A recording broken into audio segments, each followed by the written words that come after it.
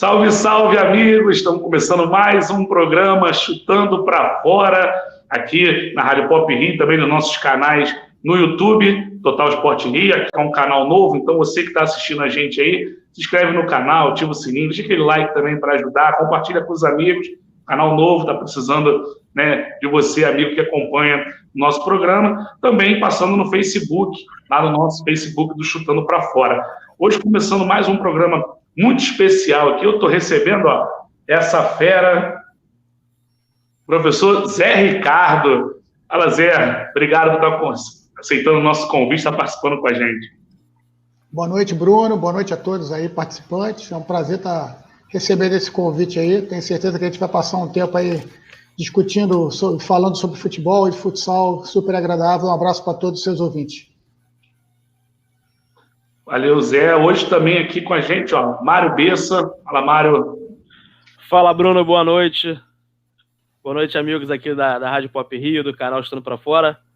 Recebendo hoje esse rapaz aí que foi treinador de futsal. A gente vai falar muito sobre isso e bater um papo também sobre a carreira dele. Hoje também com a gente aqui uma participação muito mais que especial, jornalista Léo Borges, grande amigo. Fala, Léo, tudo bem? Fala, Bruno Castanha, fala, Mário, Zé Ricardo, um prazer enorme aqui estar com vocês, me sinto muito honrado mesmo, até por estar representando aqui a minha cidade, Cabo Frio, a região dos Lagos, né, e uma honra, principalmente aí pelo convite ter vindo do Castanha, um cara que eu tenho um carinho muito grande, um respeito desde 2013, quando a gente ficou no mesmo quarto de concentração lá em Carlos Barbosa, e a gente voltou com o título da Taça Brasil Sub-20, que o Rio há muito tempo buscava, né, Castanha? A gente foi pé quente, hein, cara? O Mauricinho era o treinador, foi campeão, né? Mas a gente teve nossa parcela, né? Um treinador que já esteve aqui com a gente, que também o Zé conhece bem aí também, que é amigo, que é o Maurício Souza, o Mauricinho. Né? A gente foi campeão lá em Carlos Barbosa, 2013, lá na Taça Brasil. Também na grande final, dentro da casa do Carlos Barbosa, com o Carlos Barbosa, né, Léo? E a gente... O Mussalenha assistindo, né? Nada mais, nada menos que o Mussalenha assistindo. Amigo Harrison também, grande preparador. Verdade. E a gente conseguiu esse título. Mas isso aí é história também para a gente falar bastante de futsal no outro dia aí. Hoje vamos falar com o Zé.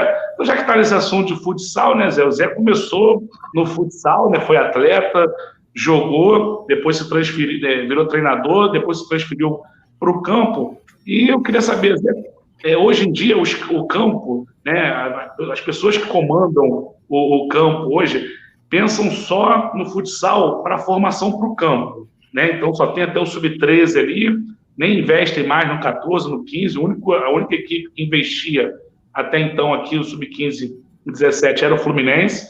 Também esse ano acabou com 15 e 17. Então, eles pensam isso. Só que, assim, a formação do futsal para o campo ela é muito importante, né? E nada melhor do que você que teve, né, como atleta, como treinador e foi para o campo, até o profissional, a gente vai falar muito da carreira do Zé, essa importância do futsal, né, Zé? Bom, boa noite novamente. Sem dúvida alguma, a gente começou o papo aí, já foram citados os grandes nomes do futsal, né? Não só o Maurício, que é um amigo aqui de Vila Isabel, também do bairro que eu nasci, e o professor Paulo Mussalem, e tantos outros que fizeram parte do futsal carioca e tiveram que sair do Rio de Janeiro para buscar o seu sucesso, ou então ter que ir para o futebol de campo, no meu caso, o caso do Maurício, agora no Flamengo também, pela necessidade. O futsal realmente é um celeiro de craques, celeiro de profissionais. O Rio de Janeiro sempre disputou e revelou jogadores. Nas categorias de base, até o Mirim, sempre que sai para fazer competições nacionais, ainda hoje, ela é bastante competitiva. A partir do momento que a idade vai ficando maior e a necessidade da estrutura para o desenvolvimento do atleta se faz muita diferença, o Rio de Janeiro já não tinha há algum tempo resultados expressivos, o que mostra que a gente tem uma carência muito grande, né? Eu sou como você falou, eu sou um salonista de origem.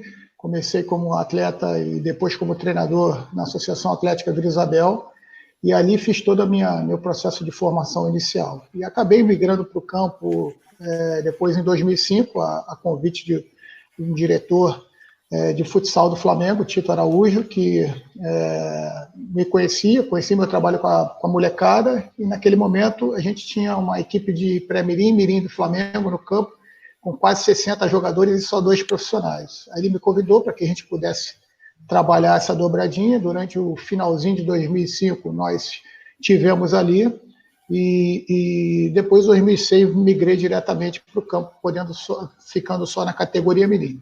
É importantíssimo o desenvolvimento do atleta iniciante no futsal, porque, fora as questões técnico-táticas, o atleta consegue fazer no futebol, no futsal, aquilo que eu acho que é o ideal, trabalhar em espaços menores, né? Porque ele tem mais contato com a bola, tem mais interação entre os seus companheiros, consegue uma socialização e sociabilidade melhor, e com isso ele vai ganhando cada vez mais vontade de estar jogando. Quando esse menino muito jovem é colocado em espaços muito maiores, com regras que não sejam adaptadas, graças a Deus, hoje em dia, cada vez mais nessas categorias menores, as regras estão adaptadas, o atleta tem muito pouco contato com a bola. Se ele não for um atleta, logo no seu início, que salte aos olhos e esteja participando da bola, participando do jogo o tempo todo, ele acaba até se desestimulando no jogo, né? Então é importante trabalhar em espaços menores, principalmente ali nas primeiras idades, até o sub-10, sub-11, sub-12, e a partir daí, aumentando esses espaços, trazendo para as regras cada vez mais próximas ao jogo. E isso aí é o desenvolvimento maturacional dele, e também o crescimento dele vai dando a questão da adaptação ao futebol nas suas condições normais. A gente fala isso porque o pensamento que hoje muitos têm é que o futsal só pode ser até o 13, como eu falei anteriormente. E a gente já teve passagem por aqui. Eu, como treinador, teve alguns atletas que jogaram comigo no 15-17, que hoje estão jogando aí pelo mundo afora. Inclusive, eu não sei se o Ezequiel, não sei se você conheceu na época do Botafogo. Falei com ele. Sim, está no Japão. Patrick está no Internacional, e tantos outros aí que chegaram a jogar essas categorias ainda maiores, né, o Wellington Silva, e foram jogar. E a gente teve aqui já participando com a gente o Alex, né, que é um cara que trabalha, gosta muito desse negócio de formação, de debater essa situação, já fez os cursos lá da CBF também, né, quer ser treinador, e ele falou aqui pra gente que ele jogou futsal até 17 anos, e quando ele foi pro profissional, ele tinha um jogo de futsal no dia anterior, ele queria jogar, e aquela situação, e foi um cracaço, né, de bola e tal. Eu acho que a mentalidade desses diretores, eles têm que pensar um pouco também. Claro que a proporção sai muito maior até o 13 jogador, porque vai todo mundo, depois eles vão mandando embora quem eles não querem. No 15, 17 já não vai todo mundo, mas vão 1, vão 2, 3, 4, né? Algum jogador que pode botar, mas eles não investem mais nisso. Mas a gente acredita, né, Mário? E o futsal é muito importante nessa formação para o jogador, né, chegar no campo, né, e conseguir, como falou, passo reduzido, ele pensa melhor, tomar a decisão dele é muito maior. E eu acho que isso falta hoje no futebol brasileiro, né, Mário? Verdade, Castanho. Eu vou muito por esse lado também, porque nem todos os atletas de futsal que sobem para o que vai para o campo com 12, 13, 14 anos, eles conseguem se destacar, até porque não tem espaço para todo mundo, né? E, consequentemente, na minha opinião, antes de se mandar embora um jogador do campo, de repente, por falta, assim, acho que falta muito investimento no futsal para essa pessoa conseguir seguir a carreira no futsal, como você citou aí no caso do Ezequiel, que jogou até o adulto, e hoje a gente tem amigos, né, cara, o Daniel, que está no Corinthians, o Pedro Rey, para dar essa sequência no futsal, já que não deu certo no campo, para dar essa sequência no futsal. Como o Zé Ricardo falou, tem não só os jogadores, mas tem muitos profissionais, treinadores que têm a chance de ir para o campo, mas tem aqueles que não têm a chance de ir para o campo, que têm a chance de conseguir manter ali a sua categoria de fraldinha, pré-mirim, mirim, infantil, infanto vai subindo, até poder se destacar um pouco talvez no adulto, podendo chegar aí a um grande destaque. Então falta um pouco disso também no futsal carioca, não só acho que no futsal carioca, mas em outros estados também, falta um pouco de investimento. A gente estava conversando isso uns programas atrás com um candidato à Federação do Estado do Rio, de futsal, e ele passou para a gente essa situação, né, de falta de investimento, falta de patrocinador, falta de marketing. Eu acho que isso é importante para fomentar o esporte no Rio de Janeiro, para poder esses jogadores que não conseguem ficar no campo regressarem ao futsal e poder dar sequência na sua carreira, podendo ganhar destaque aí nacional. Eu concordo, desculpa, já intrometer aqui. Não, porque... você falou a questão de profissionais também, né? Perfeito. E aí tem o Zé, que é um profissional, tem o Maurício, que já esteve aqui também, tem preparador físico, como o Fabinho, fisioterapeuta, o Dudu, e tantos outros aí que a gente vai falar aqui, a gente vai esquecer de algum, também a gente não citar, né, Zé? Não, é que a gente tem a visão, concordo muito com o Mário, o que ele falou, a gente tem a visão só daquele profissional do futebol de campo que vê no futsal mais um setor, mais um meio de captação. Mas a gente tem que entender que o futsal é um esporte próprio e com isso a política para o desenvolvimento do futsal ele precisa ser independente, porque se você não consegue absorver e não vai absorver todos os atletas, o futsal é super dinâmico, é super agradável para quem vê, tem regras que fazem o jogo ficar extremamente intenso, pode ser decidido em um minuto, em 30 segundos, os jogos provavelmente decididos nos últimos detalhes. Então, eu acho fundamental que a gente tenha uma política, e eu acho que essa é talvez a principal função e a principal objetivo do próximo candidato a presidente da Federação Carioca, reativar, porque a gente não pode ter só essa visão, o futsal serve o futsal. Logicamente, as 4 equipes de camisa, elas vão ter esse objetivo na primeira, sempre como primeiro ponto, né? Mas, logicamente, que se você observar o movimento social do clube através do futsal, a questão de abranger várias famílias, principalmente nas categorias menores que os meninos levam, pai, mãe, tios, tias, dia de jogo de categoria de base é uma festa. Isso aí agrega valor também para o clube, né? Então, acho que sim, sem dúvida nenhuma, um dos lugares onde você pode captar de maneira mais simples e menos custosa é o futsal de uma equipe, você fazer parceria se você não tiver o futsal, mas também a gente tem que ver que o esporte como meio social ali do futsal tem muito ainda a crescer e agregar esses clubes.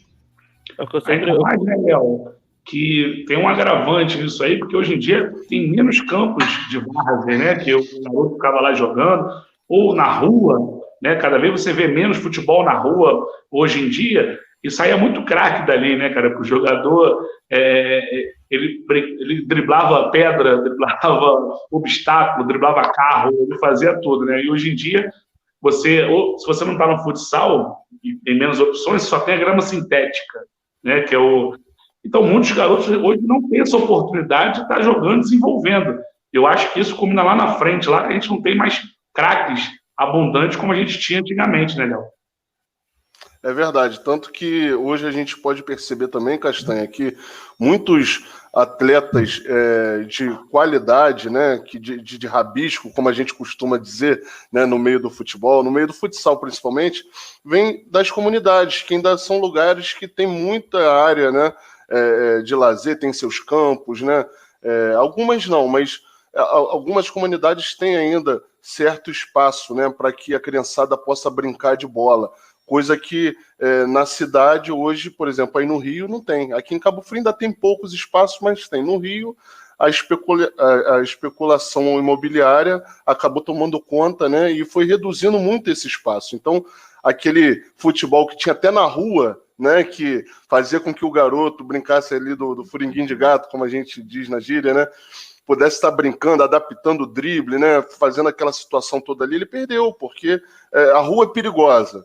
Os espaços que existiam não existem mais por conta da especulação imobiliária. Então, os grandes centros, cada vez mais, vão acabar não conseguindo produzir tantos craques como era antigamente. Pode ser que não, né? Mas assim, eu acredito que vai diminuir essa tendência.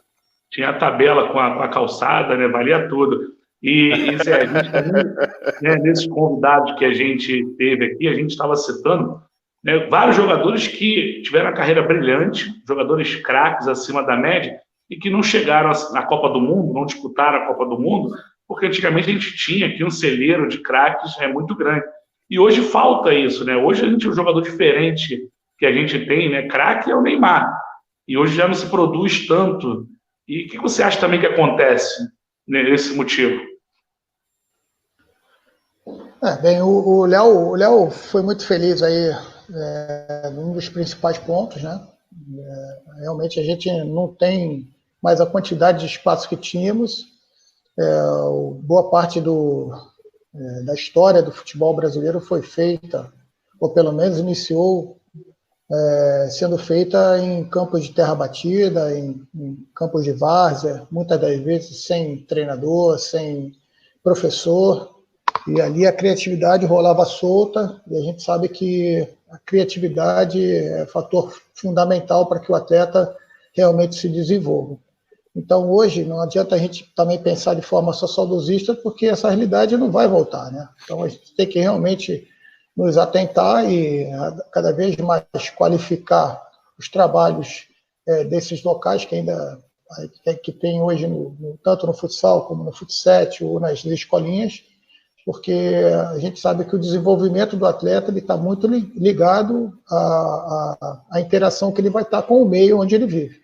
Então, logicamente que tem a parte genética, tem a parte maturacional, mas normalmente em determinado momento ali vão se igualar tudo isso, e o que vai fazer realmente a diferença vai ser o estímulo que vai ser colocado a esses atletas, né? Então é fundamental que os professores, aqueles que comandem essas atividades, estejam bem preparados. O outro ponto que eu acho fundamental para essa queda de aparecimento de jogadores com essa, vamos dizer, qualidade, não sei nem se a palavra é qualidade, esse virtuosismo que outrora nós tínhamos, é que realmente a gente tem uma geração diferente de atletas, né? A nossa geração, a geração que é atual, a geração Z, que o pessoal fala, né? É uma geração que tem características diferentes das nossas. Poucos deles sofreram muita coisa, eles têm um nível de ansiedade muito grande, eles têm uma frustração muito grande,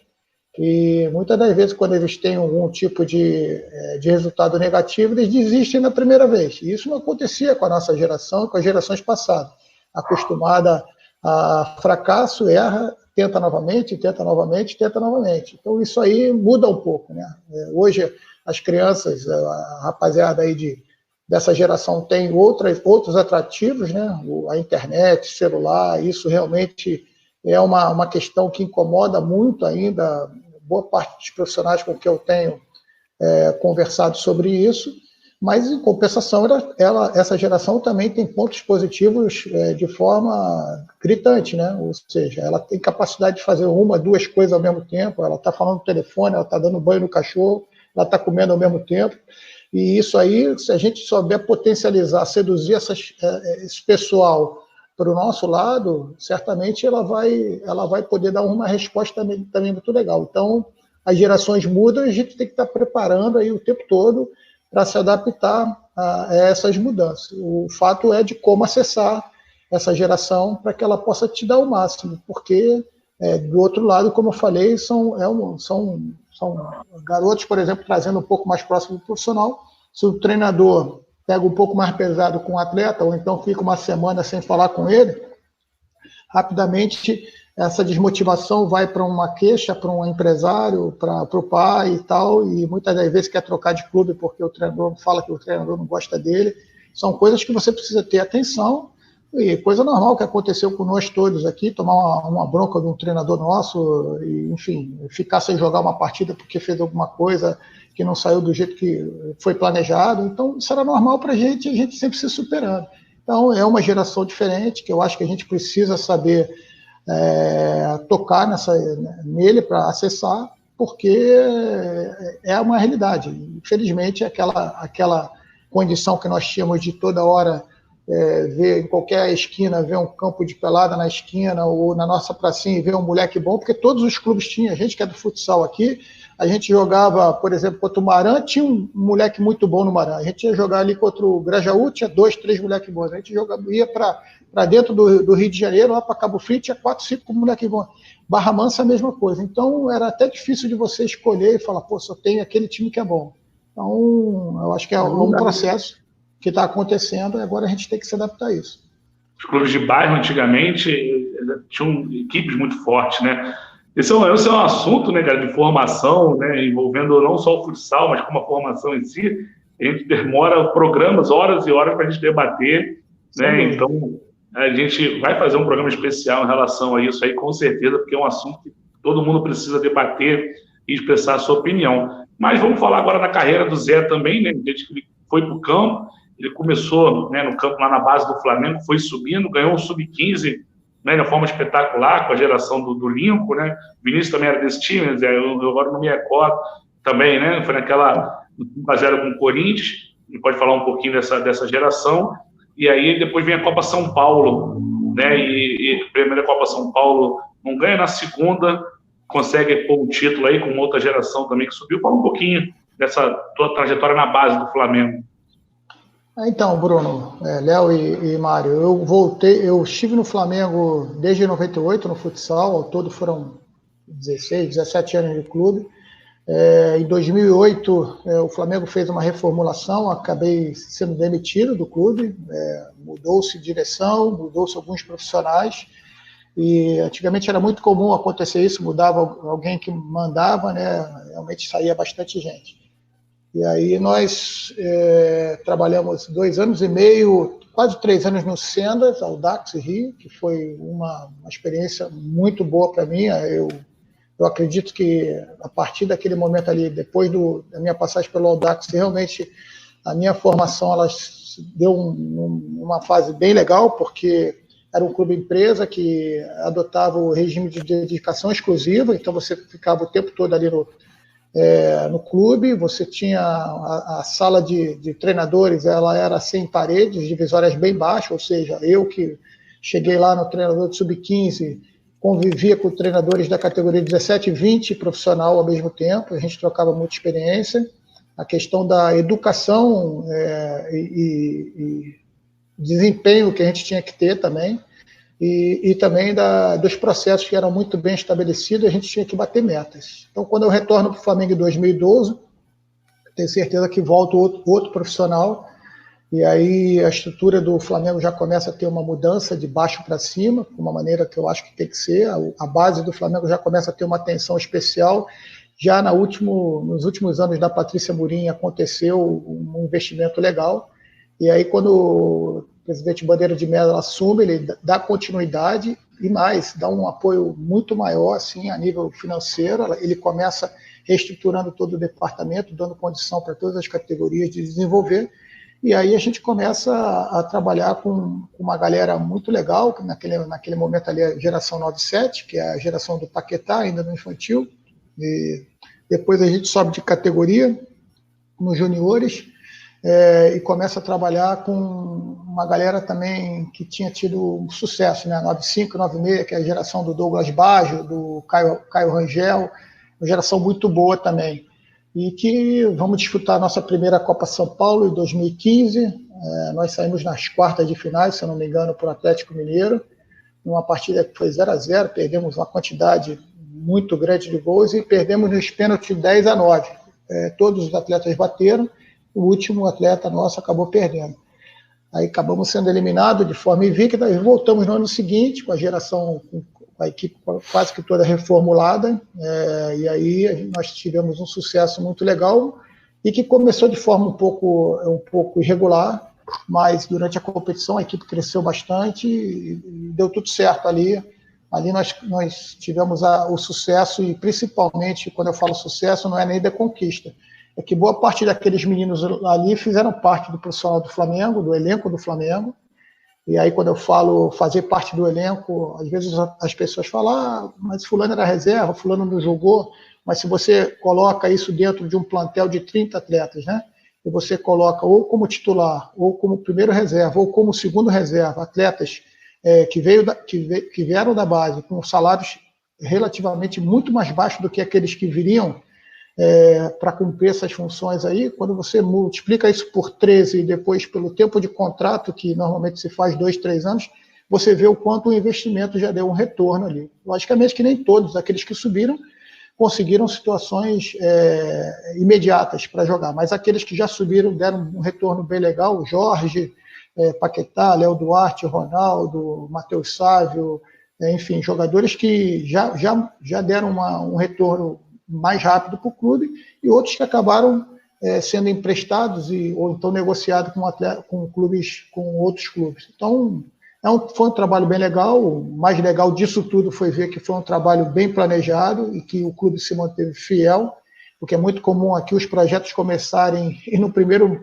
momento que tiver algum tipo de estremecida, você terminar com seus projetos, mas o Flamengo foi muito fiel e hoje colhe muitos louros disso aí. Tem muita coisa daquele passado lá que já está estabelecido, o Flamengo cada vez evoluindo mais nos seus processos. E isso está dando retorno, sem dúvida nenhuma.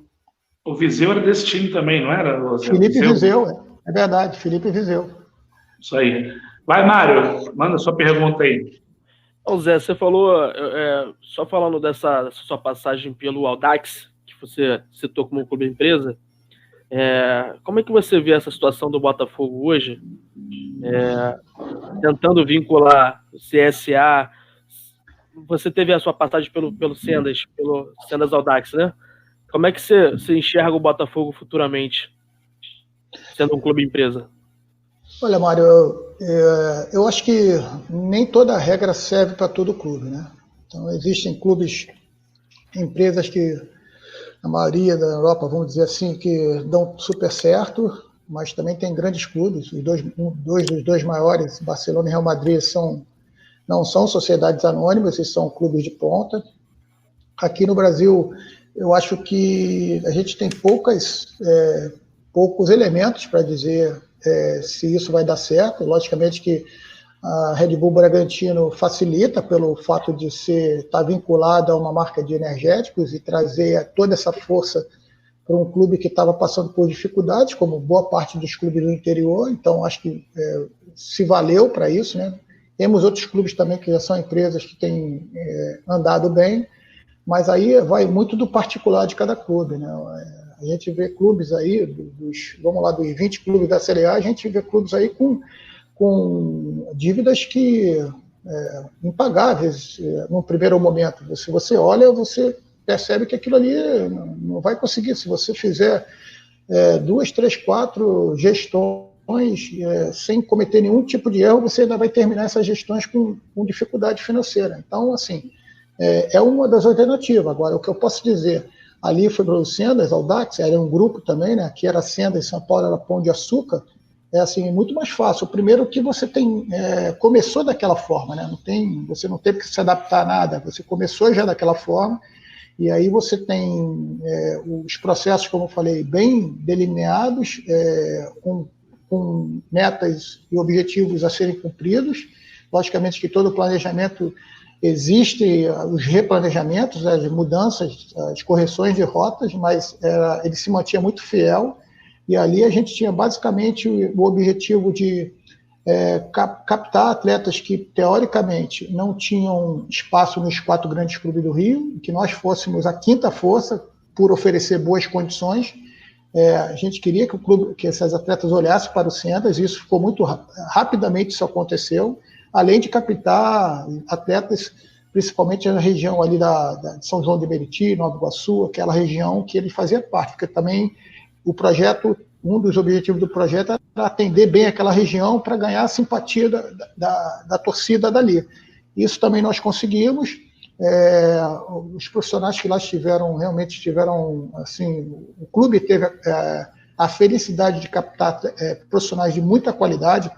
Por lá passaram Antônio Santoro, Eduardo Barroca, Kleber dos Santos, Maurício Barbieri, Mário Jorge, que hoje é do Sub-16 do Flamengo, além de profissionais de muita qualidade, o Wellington Marques, que foi um profissional também. Em São Paulo tinha Bruno Baquete, Bruno Pivetti, Ricardo Catalá, que está no Mirassol, Leandro Zago, que tá hoje no Sub-20 do Atlético Mineiro.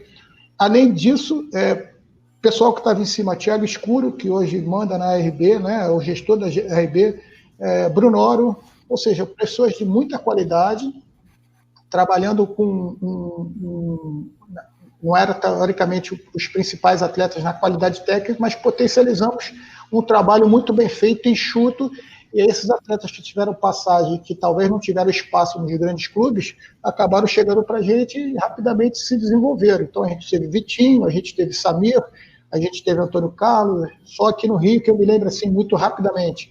A gente teve João Felipe, zagueiro, a gente teve César Goleiro, praticamente todos que foram liberados de clubes maiores, por falta de espaço, foram potencializados num trabalho com bom desenvolvimento, por isso que eu acho fundamental a gente estar sempre tocando no desenvolvimento, e eles acabaram dando um resultado muito rápido. Uma pena que o processo terminou muito cedo e a gente não conseguiu mais do que isso. Só quem está com a gente aí. Eu falei Mário nele. Jorge. Tá escutando aí, Mário? O microfone está desligado aí, ó. Tá sem microfone. Tá sem áudio, mano. E aí, cara, tudo bem? Tudo bem, Castanha? Boa noite a todos aí. Pô, Zé Ricardo, meu ídolo, cara, ele sabe disso, ele sabe o carinho que eu tenho por ele. Eu tenho Acabamos de falar agora no Zap, assim, eu tenho uma admiração tremenda e muitas das coisas que eu carrego comigo hoje como profissional, eu sou grato a esse cara aí. O Zé foi meu treinador no futsal, em alguns momentos ele chegava no clube, eu saía, porque eu queria fugir do Zé, né? Eu fugia, eu recebia a proposta, saía para jogar em outro lugar. Mas é um cara que, além de tudo, é um ser humano fantástico, né? Um professor acima da média, um ser humano fantástico e um grande amigo. Um prazer estar falando aqui com vocês e estar falando do Zé Ricardo. Valeu, Mário. Mário, eu sei que tu é feio, mas chega pra trás, o pessoal te vê aí, cara. Não Cara, tem vergonha não, pô. Eu tô sem camisa, velho. Eu tô em casa, velho. Eu tô sem camisa. Eu nem sabia que eu ia entrar aqui, velho. Fecha um pouquinho a câmera aí que daqui a pouco eu volto. Deixa eu botar a camisa. Foi treinador do Mário. O Mário era um back que chegava junto. Foi tu que ensinou isso pra ele? Não, né? O Mário era o jogador raiz. Vamos lá, para resumir. Jogador raiz. Valeu, Mário. Bota lá a camisa, depois tu volta aí para dar um alô pro Zé Ricardo aí. Valeu. Junto. Léo, manda sua pergunta aí pro Zé. Bom, vou voltar um pouquinho aqui, Zé, na parte do futsal, né? Para campo a gente vai falar muita coisa ainda, né? E você teve naquele projeto do Vasco em 2009, né? Eu era assessor de imprensa aqui do Cabo Frio em 2007, 2008, né? E aí, em 2009, você estava no Vasco, né? Para disputar a Liga Nacional, começou o campeonato estadual, até levou Iguita, né? Léo Iguita, que é o melhor goleiro do mundo. Um grande abraço para Iguita aí, que depois com certeza vai estar assistindo essa live aí. O Bruno Regufe, um jogador que de Cabo Frio também, né? Foi jogar no Vasco, mas você ficou pouco tempo. O que aconteceu, né? Para você não ter disputado aquela Liga Nacional lá com o Vasco, Zé? Bom, o que aconteceu foi o seguinte, em 2008, eu tinha acabado de sair do Flamengo, eu recebi um convite para trabalhar no futebol de salão do Vasco, retornar ao futsal. Eu tinha, na verdade, em 2008, eu fiquei muito decepcionado com o futebol de campo naquela época, porque quando eu saí do futsal, muitas pessoas do futsal, e fui para o futebol de campo, muitas pessoas falaram, pô, cara, você é um cara que já está aí no adulto, já teve passagem no exterior, está no adulto aqui do futsal, todo mundo vai te convidar, pô, o que tu vai fazer no campo, já com 30 e poucos anos, vai acabar, sabe como é que é o campo, é uma panelinha, primeiro dificuldade, vão te mandar embora. E o que aconteceu? Que um ano e pouco depois de Flamengo, aconteceu o que o pessoal tinha falado. Teve um problema de direção, no ano anterior Eu estava no infantil do Flamengo, nós fomos campeão carioca em 2007, com um ano de trabalho, a gente tinha conquistado um título que o Flamengo não vencia, se eu não me engano, há 12 anos. E aí começa 2008, eu super animado, a equipe indo bem, se não me engano, em primeiro lugar no Campeonato Carioca, e veio uma ordem de cima, eu acabei sendo mandado embora. Então saí dali do Flamengo naquele momento ali, falei, não quero mais saber de futebol, isso aí não é para mim, eu vou voltar para o futsal. E eu recebi o convite do Vasco para trabalhar no futsal, na época no Sub-17, e aí tínhamos, a equipe estava numa chave de 8 ou de 7, a gente estava em último ou penúltimo lugar, e poucas rodadas, demos sorte, que foi um ano de alguma Copa, alguma coisa assim, a gente parou e a gente ficou treinando bastante tempo. Quando voltou a competição, a gente perdeu um jogo apenas do que faltava, recuperamos, terminamos a chave ainda em segundo lugar. E aí, passou o ano, o Vasco me convida para manter o trabalho, só que com atletas de juvenil, com apenas 5 atletas de adulto, para disputar a Liga Nacional. Uma dificuldade já muito grande nesse sentido. E acontece que houve umas desavenças. A gente começou o Campeonato Carioca, realmente jogamos até em Cabo Frio, se eu não me engano. Acho que sim, foi sim. Jogo. E não, aí, acho que foi empate. 1-1, não é isso? Alguma coisa parecida. 1-1. Isso. Foi até o Rony que fez o nosso gol. É isso, eu tô lembrando. Rony estava já no finalzinho da carreira dele, mas sempre jogando muito, né? O Rony é um dos 5 atletas de adulto que nós tínhamos. E eu estava questionando algumas coisas, principalmente essa questão da gente ter apenas 5 atletas de adulto para disputar uma liga. Já tinha até tabela, a gente estreava contra a Intel lá em Orlândia, que era a atual campeã, se eu não me engano, vice-campeã. E aí, no decorrer daquele processo ali, eu percebi que a gente ia ter problema da maneira como estava sendo gerido o processo, e eu chamei o gestor do processo e também o Marco Bruno, e falei para ele que se não houvesse uma mudança, aquilo ali realmente fosse o que estava programado, a gente teria dificuldade, eu preferia me afastar. Teve um questionamento da minha parte, esse questionamento não foi atendido, e eu, para não sair no meio da competição, chamei o Marco Bruno, que era a pessoa que ficava diretamente acima de mim, e comuniquei que eu estava me afastando, porque não concordava com alguma das atitudes que estavam sendo tomadas no projeto. E aí o Ney Pereira assumiu, e o Vasco teve muita dificuldade para disputar. Já é uma competição extremamente difícil, se você não tiver uma estrutura para que você viaje para lá e para cá e realmente dê as condições que tem que ser, eu realmente acabei optando por sair. Se eu não me engano, Zé, essa campanha do Vasco acabou sendo uma das piores de todos os tempos, né? Porque, se eu não me engano, se eu não estou equivocado aqui, acho que não chegou nem a vencer nenhum jogo, né? Foi uma campanha muito ruim. Acho que venceu um jogo. Né? Venceu um jogo, isso. Mas o que acontece é o seguinte, a gente estava começando, o Vasco estava começando a se reestruturar no futsal, né?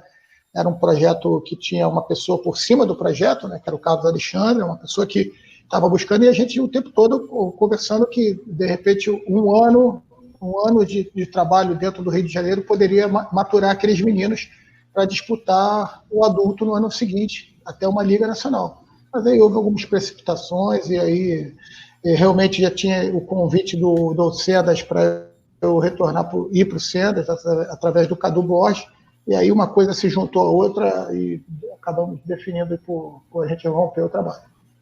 O Léo, Mário Bessa, um convidado muito especial participando com a gente aí, o Mário Jorge, também um salonista, né? E hoje jogou muito tempo futsal, e hoje é treinador do Flamengo. Tá em qual categoria? 15, Mário? Sub-16. Sub-16, né? Tava no 15 ano passado, não é isso, Mário? Isso. 2 anos no 15, cheguei no 13 e agora estou no 16. Isso aí, tá no Sub-16, também treinador universitário também, a gente se encontra aí também pelos campeonatos universitários aí, e também grande amigo do Zé, então também está participando com a gente aí para agregar hoje aqui o nosso bate-papo com o Zé. Ô Zé, quando você sobe, né, o Mário também vai falar bastante da estrutura do Flamengo, daqui a pouco ele vai falar hoje a estrutura que é magnífica do Flamengo, ele vai poder falar um pouquinho para a gente. O Zé, quando sobe para o profissional, né, Zé, o começo de trabalho é maravilhoso, né, um ano que o Flamengo briga pelo título, né? O Diego chega naquele ano também e acaba ficando em terceiro lugar e chega na Libertadores, né? E aí na Libertadores, sim, bem eliminação. Fala um pouquinho desse Flamengo no profissional, com um belo trabalho que você começou lá no profissional do Flamengo, foi o primeiro profissional que você dirigiu. Fiz a minha estreia contra a Ponte Preta lá em Campinas, aquele primeiro jogo ainda como interino. Acontece o seguinte... O golaço do Jorge nesse jogo. Perfeito. A gente tem ali um problema de saúde, né, do professor Muricy Ramalho, e eu estava em Recife, disputando o Campeonato Brasileiro. O Flamengo ia jogar contra o Sport, e eu recebi uma ligação do nosso diretor dizendo que havia possibilidade de... O Muricy tinha se afastado por essa questão médica, e existia a possibilidade de esse jogo contra a Ponte Preta em Campinas ser feito por mim, porque o Flamengo ia procurar um treinador, ou estava à procura de um treinador, mas não sabia se até o final de semana ia poder já estar incorporado ao grupo. E o Flamengo não queria buscar esse treinador de forma apressada, queria ter um pouco mais de cautela para buscar o treinador que eles achassem que tinha um perfil. E aí, quando eu volto de Recife, eu vou direto para o Ninho do Urubu, encontro a direção lá, e fica definido que a gente ia dirigir a equipe. A gente dirige a equipe contra a Ponte, conseguimos 3 pontos lá, vencemos 2-1, e já na quarta-feira tem outro jogo em Volta Redonda contra o Vitória da Bahia. E aí a gente consegue uma outra vitória, vencemos por 1-0, se não me engano, um gol do Viseu, Felipe Viseu, isso mesmo, e dá uma engrenada, né? Se eu não me engano, o Flamengo ali era 14º, 15º, o Campeonato Brasileiro estava bem no início, tinham 4 ou 5 rodadas apenas, mas havia uma preocupação, porque o ano anterior, se eu não me engano, ou 2 anos antes, o Flamengo brigou ali na parte baixa da tabela, né? Mas o clube já vinha dando sinais de melhorar a sua estrutura. Aquele ano eu acho que prejudicou muito a gente o fato do Flamengo não jogar no Maracanã, né? Que o Maracanã está fechado para obras, e o Botafogo não liberar o Engenhão para o clube. Então nós jogamos aí até a 33ª rodada, todos os jogos fora do Rio de Janeiro, alguns em Volta Redonda, mas a maioria dos jogos como mandante a gente ia para Cariacica ou então para Brasília. Só mesmo as últimas 4 ou 5 rodadas jogamos no Maracanã, num esforço que a direção fez para limpar ali o Maracanã, mas a gente estava se aproximando a 80 jogos no ano, realmente faltou ali perna, eu acho que fez uma diferença muito grande. A gente, nessa ocasião, o nosso preparador físico, né, que é o Daniel Gonçalves, que está no Palmeiras hoje, já estava fazendo o estudo, e o Flamengo tinha tempo de viagem de avião mais do que o dobro, que, se não me engano, foi o próprio Palmeiras. Então, realmente, um desgaste muito grande para a gente jogar. Praticamente, no final, a gente já não treinava. Isso aí acredito que fez a diferença. No final, a gente não conseguiu alcançar o Palmeiras e perdemos o número de vitórias para o Santos. E aí, Zé, você classifica o time, né, vai para a Libertadores, e aí tem aquela eliminação precoce naquele jogo lá, um gol no finalzinho, né, do São Lourenço, né, São Lourenço. E depois continua no Brasileiro, aí quando vem a sequência, né, aquelas 100 vitórias, é que culmina com a sua saída. Mas você acha que essa eliminação foi o peso maior, a Libertadores, foi o peso maior para você não continuar no Flamengo? Eu acho que sim, né? Sem dúvida nenhuma, é um jogo assim que se tem jogos que eu guardo com muito carinho, né? Nessa carreira profissional aí, tem jogos que marcam também, né? Uma frustração muito grande. A gente não vinha fazendo uma Libertadores ruim ali, vencemos os 3 jogos no Rio de Janeiro, jogamos bem no Chile, em Santiago, mas perdemos com um gol de cabeça aos 35 ou 37 do segundo tempo. Quanto ao Atlético Paranaense também, nós não fizemos um jogo ruim, perdemos muitas oportunidades, acabamos perdendo 2-1. Fizemos um primeiro tempo lá no Novo Gasômetro bom, vencemos, saímos vencendo 1-0 e tomamos a virada no segundo tempo. No que eu acredito, talvez se não o pior, um dos piores 45 minutos que a gente teve. Então, causou a nossa eliminação, até porque os outros resultados foram exatamente aqueles que a gente não queria, né? Tanto que o Flamengo, no ano seguinte, 2018, com o Maurício Barbieri, chegou à segunda fase da Libertadores, com 9 pontos, já estava classificado. Até fez o 10º ponto contra o River Plate lá, terminou 1-1 o jogo, 0-0, não me engano, terminou com 10 pontos. Mas na rodada anterior já estava classificado com 9 pontos. E a gente via aí, já viu até campeões da Libertadores que terminaram a primeira fase com 7 pontos. Mas, enfim, a gente sabia que 10 pontos seria a nossa meta. E foi um pecado a gente ter sido eliminado lá, porque criou realmente uma pressão muito grande. Mesmo a gente tendo feito um campeonato carioca bom, como os campeões invictos, estávamos classificados também na Copa do Brasil, já estávamos na terceira fase da Copa do Brasil, ia disputar contra o Botafogo. Isso aí trouxe uma pressão muito grande para o brasileiro, e quando a gente termina o primeiro turno do brasileiro com acho que 15 pontos atrás do Corinthians, que fez aquele turno espetacular em 2017, isso criou uma pressão muito grande, né? E o Flamengo acabou optando pela troca. Enfim, faz parte. Essa pressão de torcida, a gente que trabalha com base, né, o Mário também está na base do Flamengo, tem muita pressão, mas é base, né, e o Léo que já trabalhou no profissional, mas, né, em outra função como assessor. Como é que a pressão da torcida, ela causa alguma coisa, né, para estabilizar vocês? Eu acho que vocês são bem blindados em relação a isso. A torcida do Flamengo pegava muito no pé de 2 jogadores, principalmente, até mais, né? Teve a situação do Matheus Sávio na Libertadores, mas tinha especificamente o Márcio Araújo, porque a torcida amava o Pejá. Agora, por acaso, não sente falta nenhuma mais dele, né? Depois que ele saiu aí, que o Jorge Jesus achou o Arão ali, não sente mais falta nenhuma. Mas o Rafael Vaz, né? o Márcio Araújo, como chegava isso para você, ou era bem blindado em relação a isso, essa pressão que a torcida fazia nesse sentido? Bruno, logicamente que a gente sabe, né? Acaba chegando, né? Por mais que eu procurava ficar um pouco fora da questão de mídia, imprensa, mas é quase que impossível não chegar, né? O mais importante é o dia a dia com o seu atleta, com o seu jogador. Lógico que tem casos específicos aqui que a gente vai falar aqui o dia inteiro, vai fazer outra live falando sobre casos específicos, né? Sobre jogador A, jogador B. Mas, enfim, a gente tinha uma forma de jogar que, para mim, tinha ficado muito bem definido em 2016. Estávamos tentando evoluir na questão da velocidade do nosso jogo para 2017. Foi uma transição, chegaram jogadores novos, importantes. O Everton Ribeiro, que infelizmente a gente não pôde contar na Libertadores, porque não deu tempo de se inscrever.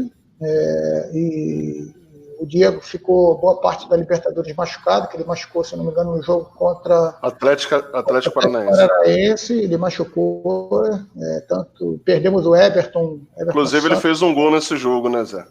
Exato. O Everton Santos nós perdemos também durante um período, jogadores importantes e que fizeram faltas para a gente. Lógico que a gente tinha um plantel que já estava começando a ser qualificado, ainda mais, mas acabaram fazendo falta, né? O Cuejá é um jogador de muita qualidade, realmente.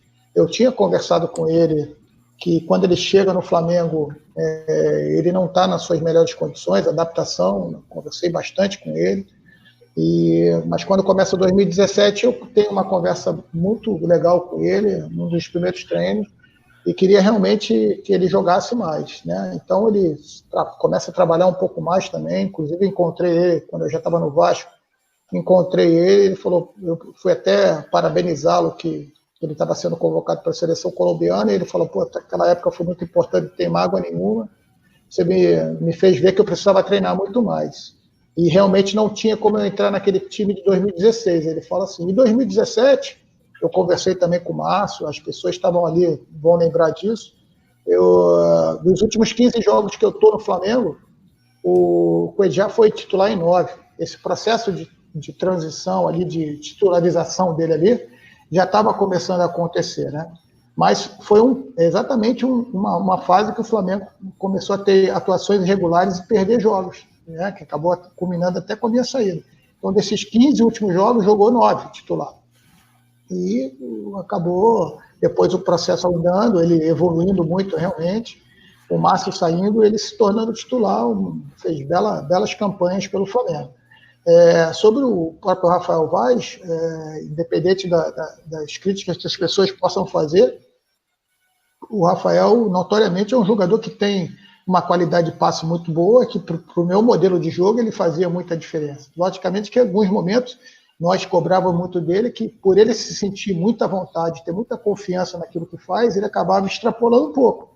E aí, quando você sabe que a torcida pega no pé, pega mesmo. Então, a gente tinha ali um profissional extremamente exemplar, experiente do lado dele, que era o Hever, a maioria das vezes, né? Muitas das pessoas perguntaram do Donati, e o Donati ele veio, mas teve muito problema físico para começar a estrear. Ele estreia num jogo contra o Figueirense lá no ano de Scarpelli, que ele escorrega né? Chega no pé dele, a gente perde de 4-1 ou 4-2, se eu não me engano. A gente reverte até o jogo em Cariacica, mas ficou um momento difícil. Ele é um jogador que realmente tem muito boa qualidade, eu gosto do Donati. Reencontrei jogando Vasco e Racing 2 vezes, joguei contra ele. Até me deu a camisa dele, porque não ficou nenhum tipo de mágoa, mas só que a pressão aconteceu, o momento não foi um momento propício ali.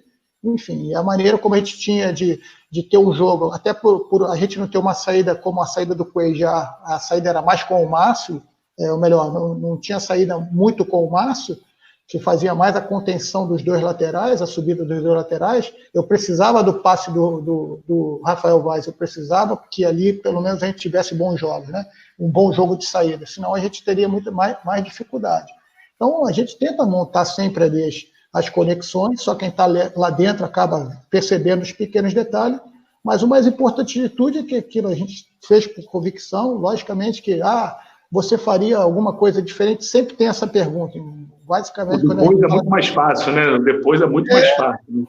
Mas, enfim, era o meu primeiro trabalho como profissional e, logicamente, que a experiência você vai ganhando com o tempo, a gente não compra na esquina, a gente não compra na farmácia, isso aí vai dando condição para a gente, mas, logicamente, que alguma coisa acaba interferindo na cabeça do jogador, na cabeça do dirigente, na cabeça do torcedor do lado, que vai muito pela informação que vê na TV. A gente sabe que o nosso país é assim, a TV influencia bastante, e a pressão começou a aumentar cada vez mais, e logicamente com os resultados, mas pelo menos eu tenho a certeza que com o nosso grupo lá, eles tinham a percepção, isso aí que é uma das coisas que me deixa mais tranquilo, os jogadores tinham a percepção que não eram escalados, nem eram barrados, porque havia uma pressão de fora. Isso aí, para uma gestão de treinador para funcionário, para atleta, isso aí é fundamental. Se o jogador percebe isso, certamente você pode até ganhar no jogo seguinte, mas você acaba perdendo lá na frente. E o Léo tem uma pergunta para fazer nesse sentido aí em 2017, mas até a gente que é treinador, né, Mário, também a gente fala no dia a dia, né, cara? O torcedor não está no dia a dia, o torcedor só quer saber que o Cuejá está no banco, que o Juan está lá no banco, mas não sabe como é que está no dia a dia, como tá treinando, como está jogando, e realmente o papel do torcedor é isso mesmo. Acredito que até o Maracanã fez falta num sentido, mas ajudou em outro também, que a pressão aqui seria, acho que, muito maior. Né? O Léo, faz sua pergunta, depois eu vou passar para o Mário Jorge. Bom, a pergunta é o seguinte, Zé, dentro disso aí que você estava falando, né, que o Castanha levantou do Campeonato Brasileiro de 2017, a Taça Libertadores, né, o Flamengo teve um começo ruim, né, no Campeonato Brasileiro, nos 5 primeiros jogos naquela competição, foram 4 empates, 1 derrota, e depois sai para jogar contra o Bahia e o Vasco, você consegue essa vitória com o Flamengo, né, é uma vitória, 2 vitórias difíceis, principalmente contra o Vasco em São Januário. Aí parecia que dali ia decolar, né? E depois vem aí uma sequência dificílima, né? Pegou o Cruzeiro no Mineirão, empatou. Depois o Palmeiras, né? Na Arena Urubu, né? Na Ilha do Governador, que o Flamengo jogou muito ali, perdeu muitas chances de gols. Foi um jogo assim, realmente atípico, perdeu pênalti. Isso aí, inclusive um pênalti. Teve também o jogo do Corinthians lá, né? Enfim. Depois teve a sequência aí contra o Santos, teve aquele jogo contra o Santos, que esses dias eu até estava revendo os melhores gols do Everton Ribeiro e passou os melhores momentos do jogo. O Flamengo massacrou o Santos em São Paulo. O Viseu perde 2 gols de cabeça na pequena área, né? O Flamengo com o jogo controlado, enfim. Dentro dessa resposta aí que você deu da Libertadores, né? Você falou que aquilo ali é que realmente fez com que se tornasse a panela de pressão. Porque dentro de campo os resultados não estavam vindo, é verdade, isso é uma constatação. mas o futebol praticado existia, né? O Flamengo conseguia se impor diante dos rivais, e aí quem acaba pagando a conta sempre é o treinador, né, Zé? Porque se a gente for analisar esses jogos aqui, o Flamengo foi superior em grande parte deles e poderia ter saído com a vitória. Quer dizer, vitórias nesses jogos, dessa sequência, poderiam ter te mantido no cargo. Não tenha dúvida, Léo. A gente vai enfrentar, essa é a cultura do nosso futebol aqui, não é o Zé Ricardo, não é, enfim, não somos nós que vamos mudar. Isso deveria partir principalmente de cima. Eu acho até que está tendo um movimento para que os trabalhos tenham mais tempo, né, para que possam mostrar resultado, porque senão realmente fica muito difícil. E eu tenho certeza, hoje eu tenho aproveitado muito para ler esse período da quarentena, né, e a gente vê assim a biografia de grandes treinadores, e logicamente que eles vão conversar e vão escrever livro, vão ter biografia por falar de grandes trabalhos que tiveram 5, 4, 5 anos, 10 anos, ou esse no caso do Ferguson, que eu acabei de ler, que é tanto tempo assim, né? E ele fala, passou por muitos momentos de atribulação no Manchester United, mas foi dado consistência. Mas não tem como a gente comparar a cultura daqui com a cultura desses países, né? Então, ano passado, a final da Champions foi Tottenham e Liverpool, né? E o que mais os jornalistas comentavam era o tempo de trabalho do Pochettino e do Klopp, um 4 e outro 5 anos. O Pochettino sem nenhum título no Tottenham e o Klopp com, se eu não me engano, 2 títulos do campeonato alemão. Então, assim, aqui é praticamente inimaginável você pensar dessa forma. Eu estou longe de dizer que as coisas poderiam ser diferentes, mas eu tenho certeza que se o resultado tivesse acontecido nesse início aí de Campeonato Brasileiro, as coisas poderiam ter caminhado pelo menos até o final da temporada. Eu tenho certeza que se termina, a gente já estava, como eu falei, já estava numa semifinal contra o Botafogo na Copa do Brasil, o quarta de final. Depois a gente classificado para a Sul-Americana, a gente já estava também, se eu não me engano, nas quartas de finais, e estávamos classificados para jogar contra o Tolima, se eu não me engano, alguma coisa parecida, e teríamos uma final, pelo menos 2 semifinais ou 2 finais para jogar pela frente, que poderia trazer também resultados transformados as performances transformadas em resultado. Mas, enfim, já passou. Eu sou muito grato mesmo às pessoas que estiveram ali no Flamengo, que me ajudaram naquela época. Não é fácil você pegar um profissional direto dos juniores e subir para o profissional, e certamente, se essas pessoas não me conhecessem, não conhecessem o trabalho, a gente poderia estar aqui ainda, ou trabalhando numa categoria de base ainda, ou então nem tido a oportunidade de subir ao profissional. Então, na verdade, eu tiro tudo como aprendizado para a gente poder agregar experiências para as próximas batalhas aí. Certamente elas virão. Com certeza. Mário, só um minutinho, a gente vai mudar para o Vasco, em Botafogo, para a gente falar rapidamente. Mário Jorge está participando com a gente aí, grande amigo nosso, treinador do Flamengo, amigo também particular do Zé. Mário, tá sem microfone aí de novo, bota o áudio aí. Mário está participando. Mário, fala para a gente um pouquinho, né, cara, do trabalho do Flamengo na base, né? Fala para a gente também alguns jogadores que passaram aí, né, você foi treinador, passaram na sua mão e hoje estão aí no profissional. E se quiser, faz uma pergunta também para o Zé aí, para fechar sua participação. Obrigado, irmão, por estar com a gente aí. Cara, assim, o Zé foi meio que um dos mentores desse trabalho do Flamengo na base, né? O Zé ajudou os caras na construção, junto com o Cadu, com o Léo Inácio, com o Noval, e esse trabalho hoje vem dando bons frutos, né? A gente tem um orgulho de falar que a gente tem uma linha de trabalho bacana, que assim, são profissionais que pensam muito parecidos e muito identificados com esse DNA rubro-negro, né? Então, a gente tem alguns meninos na linha de sucessão, o último agora foi o Renier, mas assim, vem mais alguns aí nessa geração, você deve conhecer bem, que é o Lázaro, tem o Caio, tem o Gabriel Noga, tem o Daniel e tem outros para baixo que também virão. O Flamengo muito estruturado com relação a esse trabalho, e fazendo com que tudo aconteça para esses jogadores. Na estrutura que o Zé iniciou no profissional lá embaixo, hoje ela está com a gente, né? O Zé não pegou o módulo novo, né? Então, assim, está tudo funcionando muito bem para os meninos, e a gente espera que nos próximos 5, 8 anos a gente tenha mais jogadores participando efetivamente do nosso profissional. O Mário citou aí essa geração do Flamengo que vem vindo aí muito forte, né? De Lázaro, Noga, né? E eu joguei muito contra o futsal, joguei muito contra, né, cara? Eu tinha uma geração muito forte no Botafogo também, com o Pacheco, né? O Russo, o Vini que está em Portugal, o Pedrinho que hoje está no Vasco, canhoto, né? E vários outros lá, o casadeiro do Botafogo. É um time muito forte, mas cruzamos com o Flamengo, que era outro timaço também, o Luiz Antônio de treinador. E foram 4 jogos, tanto na fase classificatória quanto depois nas quartas de final. Só jogão, Renier desse time, Hugo, Bernardo Goleiro, era um timaço, Pedrinho, é uma geração que o Renier já foi, o Lázaro é o próximo da fila aí para estourar e entrar lá, brilhar pro mundo afora e entrar aquele dinheiro forte lá na conta do Flamengo.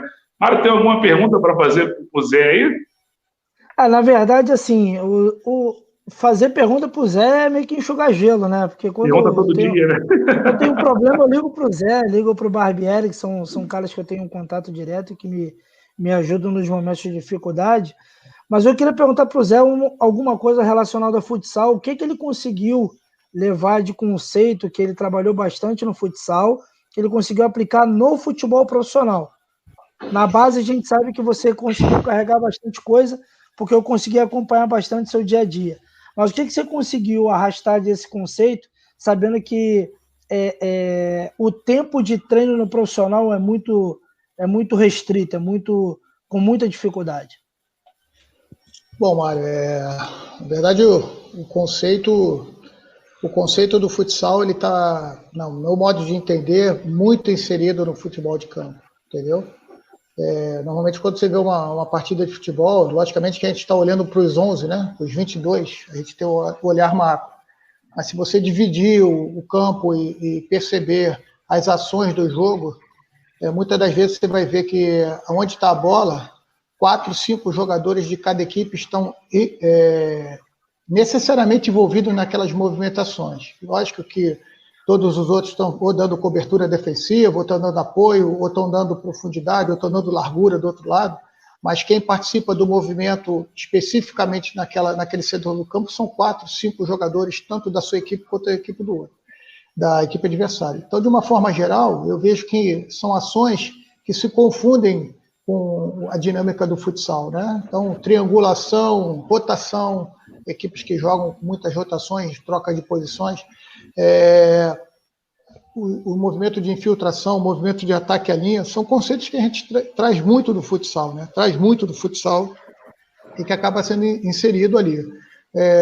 Além disso, 10, 12 anos para cá, o futebol brasileiro foi inundado de informações de que os treinamentos através dos jogos reduzidos faziam muita diferença. Nós que somos do futsal, usamos e abusamos desse tipo de jogos há muito tempo, né? Então isso faz com que também a gente tenha mais um pouquinho de facilidade de dominar não só os ingredientes, né, a pedagogia daquele trabalho ali, como também o controle controle da carga, o controle da pedagogia daquele treino ali, e principalmente a intencionalidade daquele treino. Então são coisas que a gente traz e basicamente acredito que o futebol de campo vai tomar muita característica do futsal daqui para frente, porque o futsal ele dá um salto de qualidade no seu jogo, ou pelo menos de dinâmica do seu jogo, quando ele libera o número de substituições.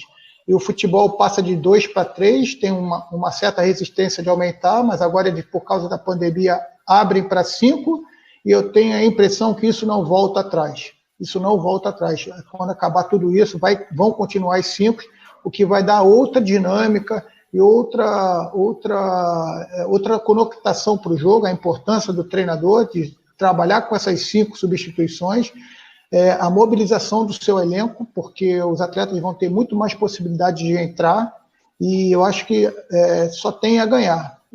Para chegar a um ponto ideal, eu sou um pouco radical em relação a isso, eu sou a favor que não precisasse parar o jogo para fazer a substituição. Teria um árbitro ali, nós temos hoje uma equipe de arbitragem, às vezes, com 7 profissionais. Se você contar o VAR, tem mais do que um time de futebol. Você bota uma pessoa ali para controlar a entrada e saída de jogador, uma zona de substituição, o jogo não precisa parar, até porque a gente sabe que muitas das substituições ao final de jogo, as equipes utilizam para parar o jogo. Isso aí, para mim, furta o tempo para o adversário, para o jogo, e furta o tempo também para a torcida. Então, isso aí, para mim, acaba sendo uma maneira de ludibriar, enfim, legitimamente, mas, enfim, acaba ludibriando um pouco aquilo que o torcedor quer ver, que é jogo de futebol. Então, eu acho que essa questão, o futsal vai estar cada vez mais inserido no futebol de campo, ao meu ver. Isso aí. Mário Bessa, manda sua pergunta aí, irmão. Agora é você que está sem microfone, meu filho. Fala comigo. Então, Zé, você sai do Flamengo, né? Você é demitido logo depois daquela derrota pro Vitória, e não fica nem um mês afastado dos gramados, e já 23 já anunciado pelo Vasco, que tem um início. Você teve um período, né, antes da sua estreia, muito grande para trabalhar o elenco do Vasco. E você teve uma sequência de vitórias ali de 11 jogos, impressionante. Você teve um começo muito bom e no ano seguinte, com a Libertadores, uma Libertadores muito fraca. Como é que você analisa essa sua passagem pelo Vasco? Bom, eu tenho orgulho de falar dessa passagem do Vasco. Certamente é um clube que eu tenho também uma identificação legal, porque antes de trabalhar no Flamengo, eu tive a oportunidade de ficar 3 anos no futsal do Vasco, então já conheci o clube. Na verdade, eu fiquei 10 dias antes de ser anunciado pelo Vasco. Eu tinha feito uma cirurgia de dente, não pude dirigir o clube num jogo, um sábado à tarde, Fluminense e Vasco no Maracanã. Já era eu o treinador, mas quem dirigiu foi o Valdir Bigode. O Vasco venceu 1-0 o gol do Ramon. Depois eu assumo na terça-feira, e a gente tem 15 dias em virtude da eliminatória da Copa do Mundo, a gente tem 15 dias pela data FIFA. Importante porque se o Vasco perde aquele jogo lá contra o Fluminense, antes de eu chegar, o Vasco poderia entrar na zona de rebaixamento dependendo dos outros resultados. Então o Valdir, quando leva o time nessa vitória aí, a gente passa de 15º para 14º na classificação. Então a gente tem esses 15 dias, uma pessoa fantástica que eu tive o prazer de reencontrar lá, que é o Anderson Barros, foi ele que me convenceu também a ir para o Vasco junto com o presidente Eurico Miranda, porque eu tinha saído de férias, o Mário conhece bem a dinâmica dos juniores, do Sub-20, eu estava há 2 anos, praticamente você não tem férias do Sub-20, porque você emenda a Copa São Paulo para Campeonato Carioca, depois OPG, Taça BR, então eu estava 2 anos e mais um pouquinho, quase 3 anos sem tirar férias. Eu resolvi tirar uma férias, eu, minha mulher, meu filho, e eu recebo já esse convite. Eu estava ainda fora do Rio, estava na Bahia passando férias. Quando eu volto, eu assumo o Vasco, tenho esses 15 dias para trabalhar, estreio contra o Grêmio, o Renato Gaúcho, aquele timaço que ele tinha lá em São Januário, e a gente vence a partida por 1-0. Era um jogo portões fechados. Depois a gente tem o jogo contra o Corinthians, na Arena Corinthians. Fizemos um belíssimo jogo, perdemos aos 30 e pouco, aquele famoso gol de mão do Jô, na mano de Jô. E depois daquele jogo ali, a gente fica 11 jogos sem perder. E o Vasco consegue ir subindo de posição a posição. Terminamos a competição, se eu não me engano, em 7º lugar. E fizemos a melhor campanha do retorno. Ali conseguimos, se eu não me engano, junto com a Chapecoense, a gente foi campeão, teoricamente, de inverno, né? Se fosse na Europa, seria campeão de inverno ali. E isso nos credencia, e só não fomos direto para a Libertadores porque o Flamengo faz o gol no último minuto lá contra o Vitória, um gol de falta do Diego, que, se eu não me engano, estava 2-1 Vitória, ou 2-2, e o Diego faz o gol da vitória.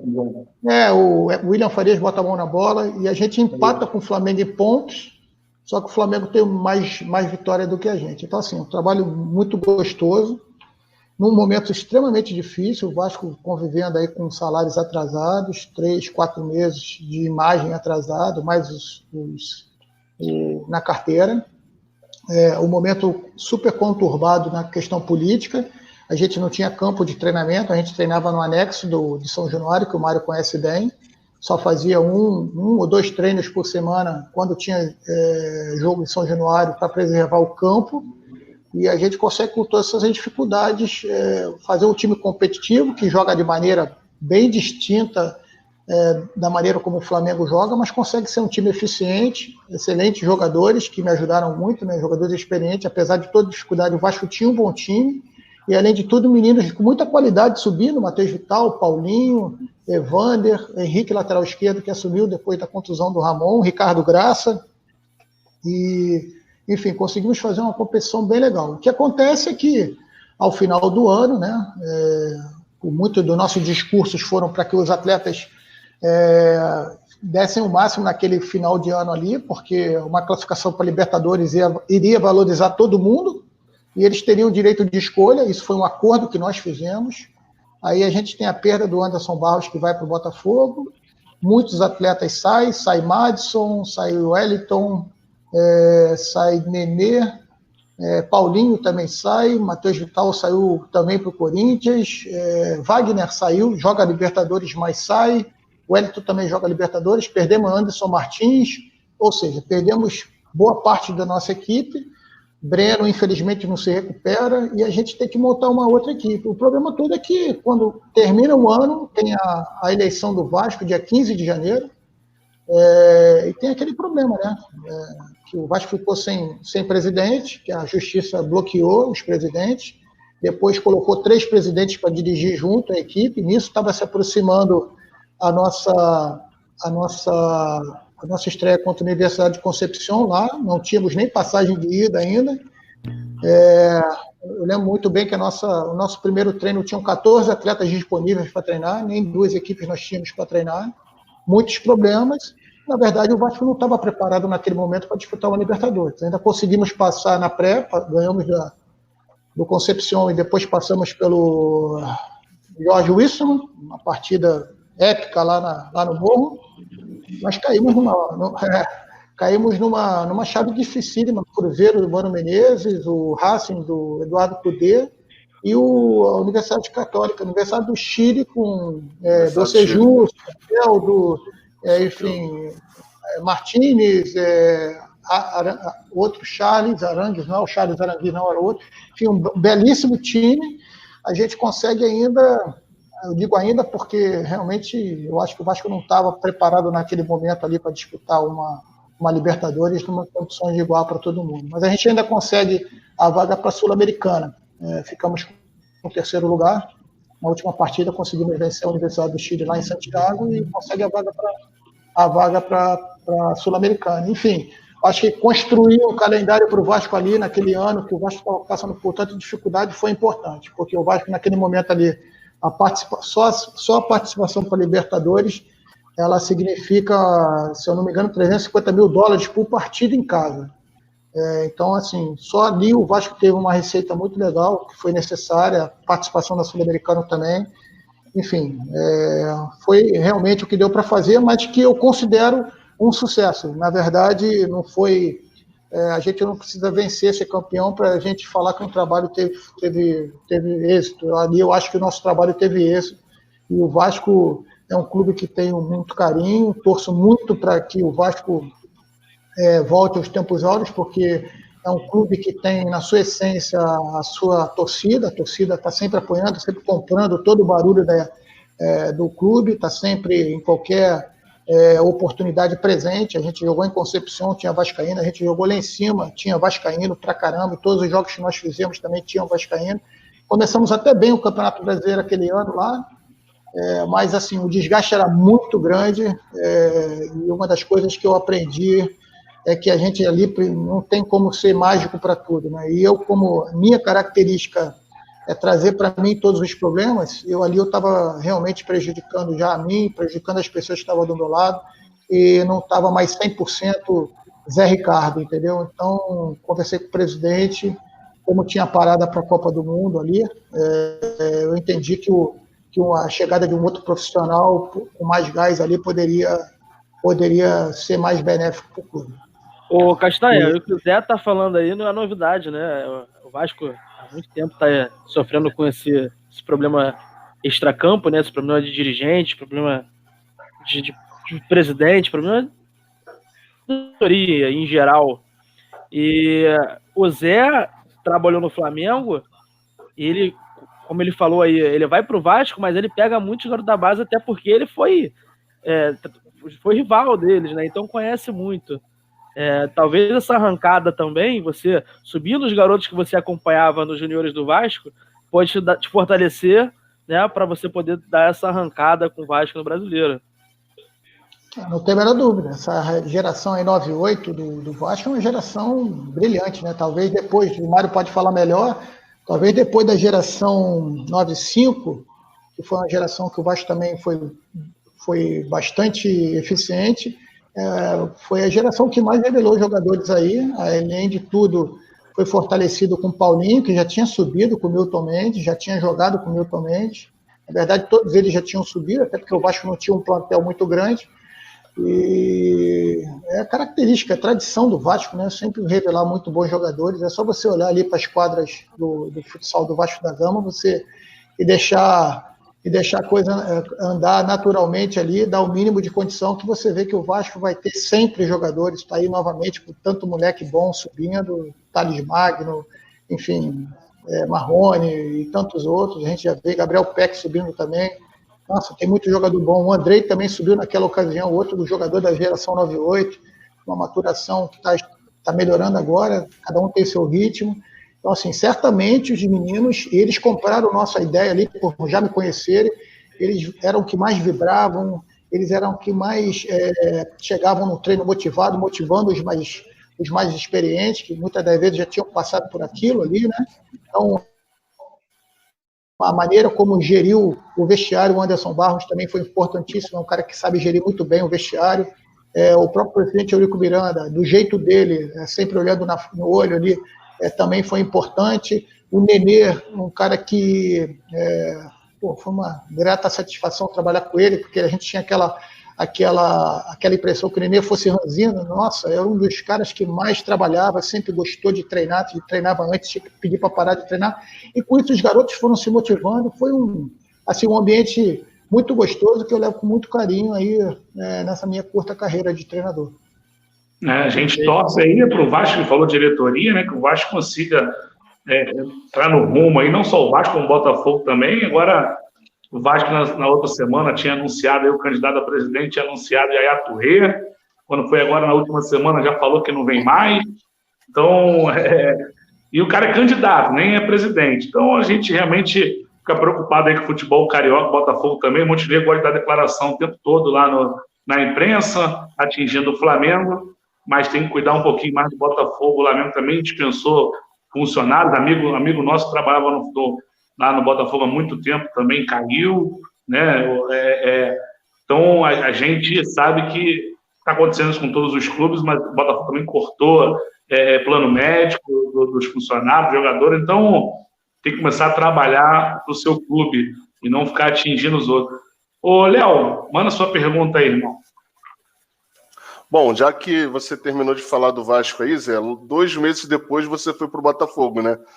O Zé, dá para dizer que o Zé, em todos os projetos, né, que ele assumiu no futebol profissional, foi o bombeiro, né, Zé? Porque no Flamengo você assumiu ali, meu irmão, logo após aquela situação do Muricy, acabou de ser eliminado da Copa do Brasil, né, por Fortaleza. Aí tu assume ali. Depois tu pega o Vasco, né, em crise, zona de rebaixamento. E o Botafogo a mesma coisa, brigando ali na parte de baixo da tabela, e você faz uma competição muito boa, tanto que o Botafogo termina o Brasileiro daquele ano na 9ª posição, né? 8 pontos apenas da zona de classificação ali para a Libertadores, né? Você chegou em agosto, o campeonato começou em maio, né? Talvez se tivesse chegado um pouco antes ali, quem sabe o Botafogo conseguiria até uma pré-Libertadores. Mas 2018, 2019 já não foi um ano tão bom, né, que acabou culminando aí com sua saída. A gente falou até aqui um pouco antes, né, do jogo contra a Cabo Friense e Macaé. Eu era assessor de imprensa da Cabo Friense. Cabo Friense venceu na estreia por 3-1, mas o time também não ajudava, né, Zé? Não é colocar desculpa também no desempenho, mas dentre esses projetos que você pegou, aquele time do Botafogo tecnicamente era o mais pobre?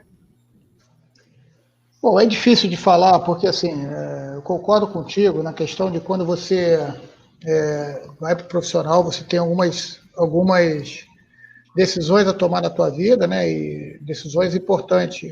Eu acredito que a decisão de ir para o Botafogo passa muito por uma questão de compromisso que eu tinha com uma pessoa, né? Que foi o próprio Anderson Barros, que tinha saído do Vasco e estava no Botafogo.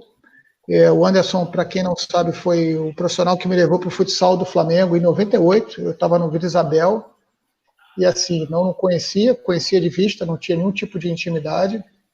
E aí tem uma vaga para a categoria infanto-juvenil e ele me faz esse convite. Sem me conhecer, ele aposta no meu trabalho, eu vou para o Flamengo. Eu tenho muita gratidão por ele, já por esse caso. Quando ele vai para o futebol de campo, ele leva também essa informação às pessoas que estavam no futebol de campo e depois tem o convite que eu tenho certeza que foi aprovado por ele também, ele já no profissional do Flamengo, aprova a minha ida para o futebol de campo.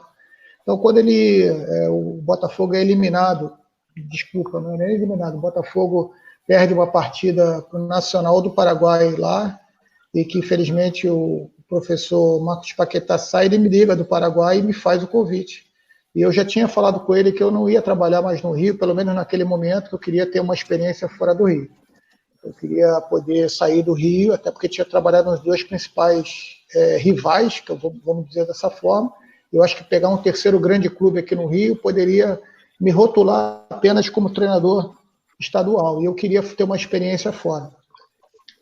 Mas ele me liga de Assunção e me faz o convite, me faz o pedido. Sabia que a gente estava num momento difícil, felizmente o Botafogo muito parecido com os problemas, tirando os problemas de política de presidente, de troca de presidente, o Botafogo passa por um momento muito parecido, né, com o Vasco. Mas ele faz esse convite, eu acho que uma das coisas que a gente tem que ter na nossa carreira também, eu acho que dentro de um limite, é ter coragem, buscar esse desafio. Para mim, que não tive que a minha trajetória não foi de clube pequeno, né, que muitos treinadores começam em clubes pequenos, passam por dificuldade, às vezes auxiliar técnico, não fui auxiliar técnico, não comecei em time pequeno, eu acho que também não posso desprezar um convite de um clube da história, do tamanho do Botafogo, da história do Botafogo. Se o clube desse está te procurando, realmente você tem que pesar com carinho, porque é uma honra também ser convidado, né? Então, o Anderson fez esse convite, eu conversei com o presidente do Botafogo e nós resolvemos assumir, né? Eu assumi na penúltima rodada do turno contra o Paraná Clube, lá em Curitiba. Acabamos tomando um gol contra lá, um chute do Alex Santana no último lance, a gente estava vencendo a partida e acabamos empatando, né?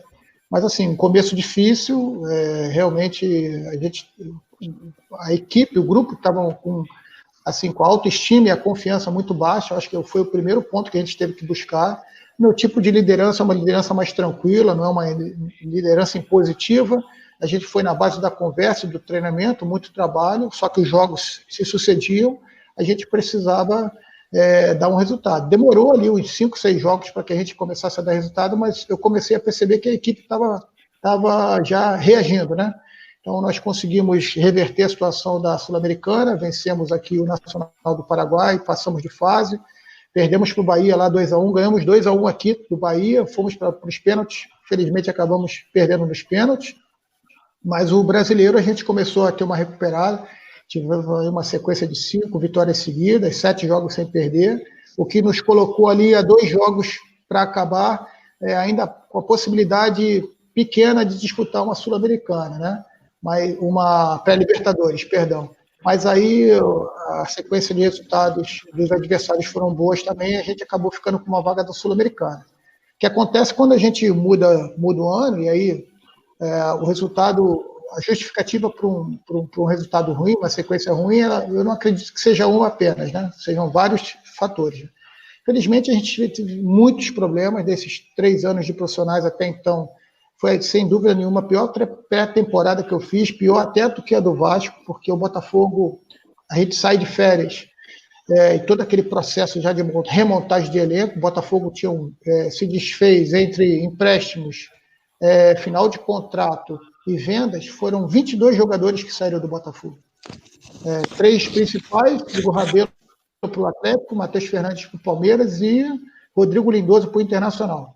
Fora os jogadores que foram devolvidos de empréstimo, que eram jogadores importantes para a gente, caso Moisés, enfim, Brenner, atacante, jogadores que podem não ser jogadores que estejam no topo do nível de jogadores, mas são jogadores importantes e que a gente contava para a sequência do trabalho. Porque toda vez que você traz jogadores novos, você tem que remodelar o seu trabalho. Então, quando a gente vai montar a pré-temporada, nós temos, no finalzinho de dezembro, o Anderson me liga e falou, o campo que a gente vai treinar não vai estar pronto, que é o anexo do Engenhão.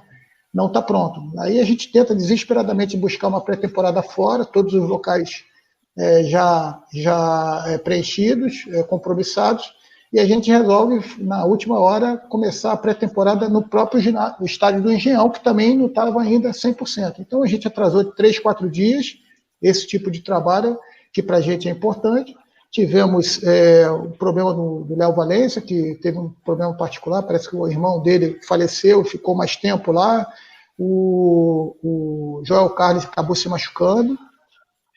João Paulo estava voltando, e eu falei para o João, porque clinicamente ele estava bem, eu falei, cara, eu vou te colocar e a tua condição vai de acordo. Era mais uma questão mecânica para que ele voltasse a jogar. Jogadores importantes saíram, depois voltaram, no caso do Eric, que só retorna depois para disputar a Sul-Americana. Enfim, perdemos ali praticamente mais da metade da nossa equipe. E demorou o processo, realmente demorou o processo a se encaixar. Aí fomos mal no Campeonato Carioca, apesar da gente ter como objetivo principal passar na Copa do Brasil e na Sul-Americana. Copa do Brasil, o Botafogo tinha sido eliminado no ano anterior para a Aparecidense, e criou um verdadeiro trauma no Botafogo, então a gente precisava ganhar. Passamos do Campinense na primeira fase, depois do Cuiabá, e pegamos o Juventude, onde acabou decretando a minha saída, e na Sul-Americana nós, no sorteio, caímos com Defensa e Justiça, do BKSS, que naquele momento era líder junto com o Racing na Argentina. Sabíamos que era difícil, mas era uma boa grana para o clube. Fizemos o planejamento para passar nessas Copas, deixando, teoricamente, a Taça Guanabara em segundo plano, preparar a equipe para essas Copas. Deu certo parte do planejamento, não fomos bem na Taça Guanabara. O que aconteceu de errado fora do planejamento foi que na Taça Rio nós não conseguimos engrenar. Então a gente acabou ficando de fora para o Flamengo, que já estava muito acima de todos nós ali, e o Bangu, que fez um retorno top ali, conseguiu vitórias importantes, mesmo a gente só perdendo um jogo, que foi por Volta Redonda, nós ficamos fora. Pressão toda para cima da gente, para ter que passar na Copa do Brasil. Fizemos um jogo aqui no Engenhão, empatamos de 1-1, e lá a gente vencia de 1-0, tivemos um atleta expulso, que foi o Alex Santana, com 30 e poucos do primeiro tempo. O Juventude pressiona a gente e a gente acaba tomando a virada. Enfim, não justifica, a gente tinha que ter passado. Realmente a equipe não estava engrenando, estava demorando a chegar num bom nível, já era para estar rendendo muito mais. Boa parte do planejamento foi alcançada, mas a pressão muito grande, aí a gente sabe o que acontece quando a pressão acaba estourando sempre em cima do treinador, porque esse tipo de situação que acontece com muitos clubes, de instabilidade, em virtude de tantos problemas, faz com que treinadores consigam manter o grupo ali no foco de uma maneira, mas tem que se refazer todo ano. Então esse é o nosso grande problema, calendário e a questão organizacional. Enfim, a gente não conseguiu, e mostrou mais uma vez para a gente que, por mais que a gente tenha um trabalho, organize todos os processos, que você controle tudo, na hora do jogo, muitas das coisas a gente não controla. Enfim, Botafogo, eu saí do Botafogo tem menos de um ano, ou praticamente um ano, e o Botafogo está com o seu 4º treinador. O Mário vai ter que se ausentar, então vou fazer uma pergunta para ele agora, para finalizar a participação dele aqui com a gente. Mário, como é que você está vendo aí essa movimentação, né, não só do Flamengo, mas do futebol em si, a volta do futebol? Você acha que já é o momento? Você acha que tem que esperar um pouquinho mais? Qual a sua opinião em relação a isso? Cara, eu acho que cada estado vai ter que tomar a sua posição, né? E tentar terminar os seus campeonatos estaduais. Acho que Rio e São Paulo são locais ainda que precisam de um cuidado maior. Acredito que o Rio de Janeiro não poderia tomar atitude com relação a essa volta agora, apesar de tomarem todos os cuidados e segurança com relação a isso. Mas eu acho que o futebol nesse momento é secundário, né? Eu acho que a gente tem que pensar nas pessoas, pensar em dar condição para que essas pessoas continuem com seus empregos. Infelizmente, dentro do futebol já foram vários amigos aí demitidos, mas o futebol nesse momento é secundário. Pensar primeiro na vida das pessoas e na saúde. Eu acho que isso é fundamental. Com certeza, né? Perdemos também amigos aí, também com coronavírus, né? Há pouco tempo aí, então realmente é uma situação muito complicada. Mário, obrigado aí por participado com a gente. Vamos marcar uma resenha também nossa aí, vamos falar de futsal, de formação. Depois eu vou te mandar um convite lá. Valeu, Mário, obrigado aí, tá? Grande abraço, amigo. Agradecer a vocês a oportunidade de estar aqui participando, dividindo com o Zé. Prazer conhecer o Léo, o Xará eu já conheci de outros momentos. Cara, falar do Zé é enxugar gelo, né? O Zé sabe o carinho, o respeito, a admiração que eu tenho por ele, a referência que ele é para mim como treinador, como professor e como ser humano. Então, assim, para mim é um privilégio estar aqui com vocês. Agradecer a oportunidade. Valeu, Mário. Obrigado aí, irmão. Tamo junto. Valeu, Mário. Tudo de bom. Valeu, valeu, Zé. Valeu. E o Fluminense, Zé? O Fluminense também te fez convite? Ou o Fluminense não? Porque já tinha sido sequência aí, né? De Vasco, de Flamengo, Vasco, Botafogo e o Fluminense. Bom, Bruno, para ser sincero, quando eu saí do Vasco, naqueles 2 meses antes de assumir o Botafogo, eu tive uma sondagem, na verdade, meu representante recebeu uma sondagem do clube, não foi nada oficial, mas pessoas ligadas ao Fluminense soldaram com ele, mas naquele momento eu tinha bastante certeza que eu queria fazer um trabalho fora do Rio, com a mesma justificativa que eu te dei agora há pouco. Tanto que quando eu acabei aceitando com o Botafogo, eu fiz questão de entrar em contato com pessoas do clube, né, através também do meu representante, para que pudesse explicar os motivos, que tinha sido uma questão pessoal, aceitar o clube. Enfim, o Fluminense foi super elegante, entendeu perfeitamente, tem muitos amigos lá no clube, e certamente, se um dia eu fizer por merecer, vai ser uma honra trabalhar no Clube das Laranjeiras. Ô Zé, só na reta final agora, aí só para a gente fechar, tem Fortaleza. O que faltou? Fortaleza é um clube estruturado, né? Um clube que vem crescendo bastante, não só o Fortaleza, como o Ceará. O que faltou no Fortaleza para dar aquela engrenada também? Bom, Bruno, não sei, sinceramente, uma resposta só para te dar em relação a isso. Eu tenho, na verdade, o sentimento foi de frustração, né? De ter ficado tão pouco tempo. Está muito esperançoso para ir para lá, porque é um clube grande, é um clube de muita força no Nordeste, que está ganhando cada vez mais visibilidade a nível nacional. Tem um presidente que é inovador, uma pessoa que realmente tem uma visão muito legal, não só do momento, mas do futuro, uma visão de trabalho a longo prazo muito legal. E o que acontece é que nós chegamos lá, logicamente que o elenco já acostumado, a torcida acostumada com um treinador que fez muito sucesso e continua fazendo depois da sua volta. Há uma adaptação natural, mas eu estava muito motivado, muitas ideias para o clube, ajudando a continuar o crescimento do clube. Rapidamente a gente trouxe algumas coisas que eu acredito que foram importantes, né? Principalmente na questão da aproximação da base com o profissional. Estava eu e mais o meu auxiliar técnico, que é o Kleber, formulando já junto com a direção e a coordenação da base um caderno metodológico que o clube não tinha, para que a gente pudesse ter processos também para programar a subida e a montagem e prospecção de atletas das categorias de base, que era o próximo passo do clube, alguns processos dentro da academia, da sala de musculação também, a gente foi agregando ali ao clube, e com tudo isso a gente estava tentando dar sequência a um bom trabalho que estava lá, logicamente que cada um tem as suas particularidades, cada treinador. Mas, enfim, eu fico buscando respostas até hoje para que a gente possa trazer. Eu acho que o futebol tem muita... como é um esporte muito imprevisível, tem muitas nuances que podem fazer o teu trabalho dar certo ou não. A gente tem um grupo de treinadores aqui com mais de 150 treinadores de todas as séries do futebol brasileiro.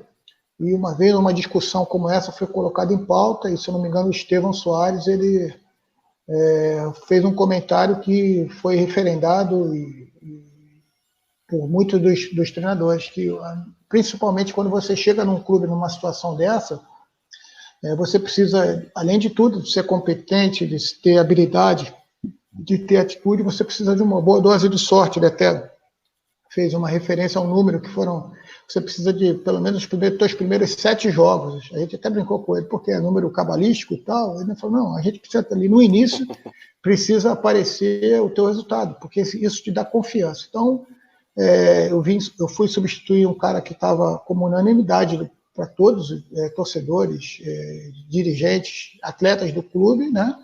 E aí, quando você chega, eu acho que faltou um pouquinho de sorte para a gente também, logo na estreia, a gente perde um jogo para o Internacional, que no lance do gol a gente tem o Roger Carvalho, nosso zagueiro, sobe para disputar a bola com o Guilherme Parede, o Guilherme dá uma leve deslocada nele, ele cai mal com o pé, torce o joelho, não volta mais, a gente perde um dos principais jogadores, a sequência do lance acontece e a gente toma o gol, a gente perde o jogo dessa forma. Depois a gente faz bons jogos, tanto que o nosso número de finalizações, de posse de bola, eram bons números, brigando ali sempre na parte de cima, ali com os principais clubes de finalizações ao gol. E, infelizmente, a bola não entrava, perdíamos jogos de forma muito... Fizemos bons jogos, lembra aquele 3-3 com o Santos na Vila Belmiro, depois de estar perdendo 3-0.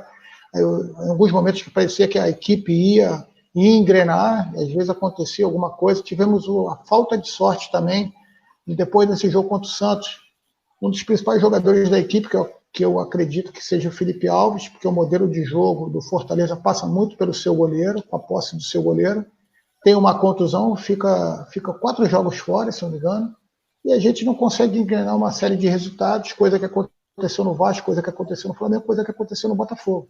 Então depois tem uma saída também precoce do Rogério lá no Cruzeiro, e logicamente que uma pressão ia...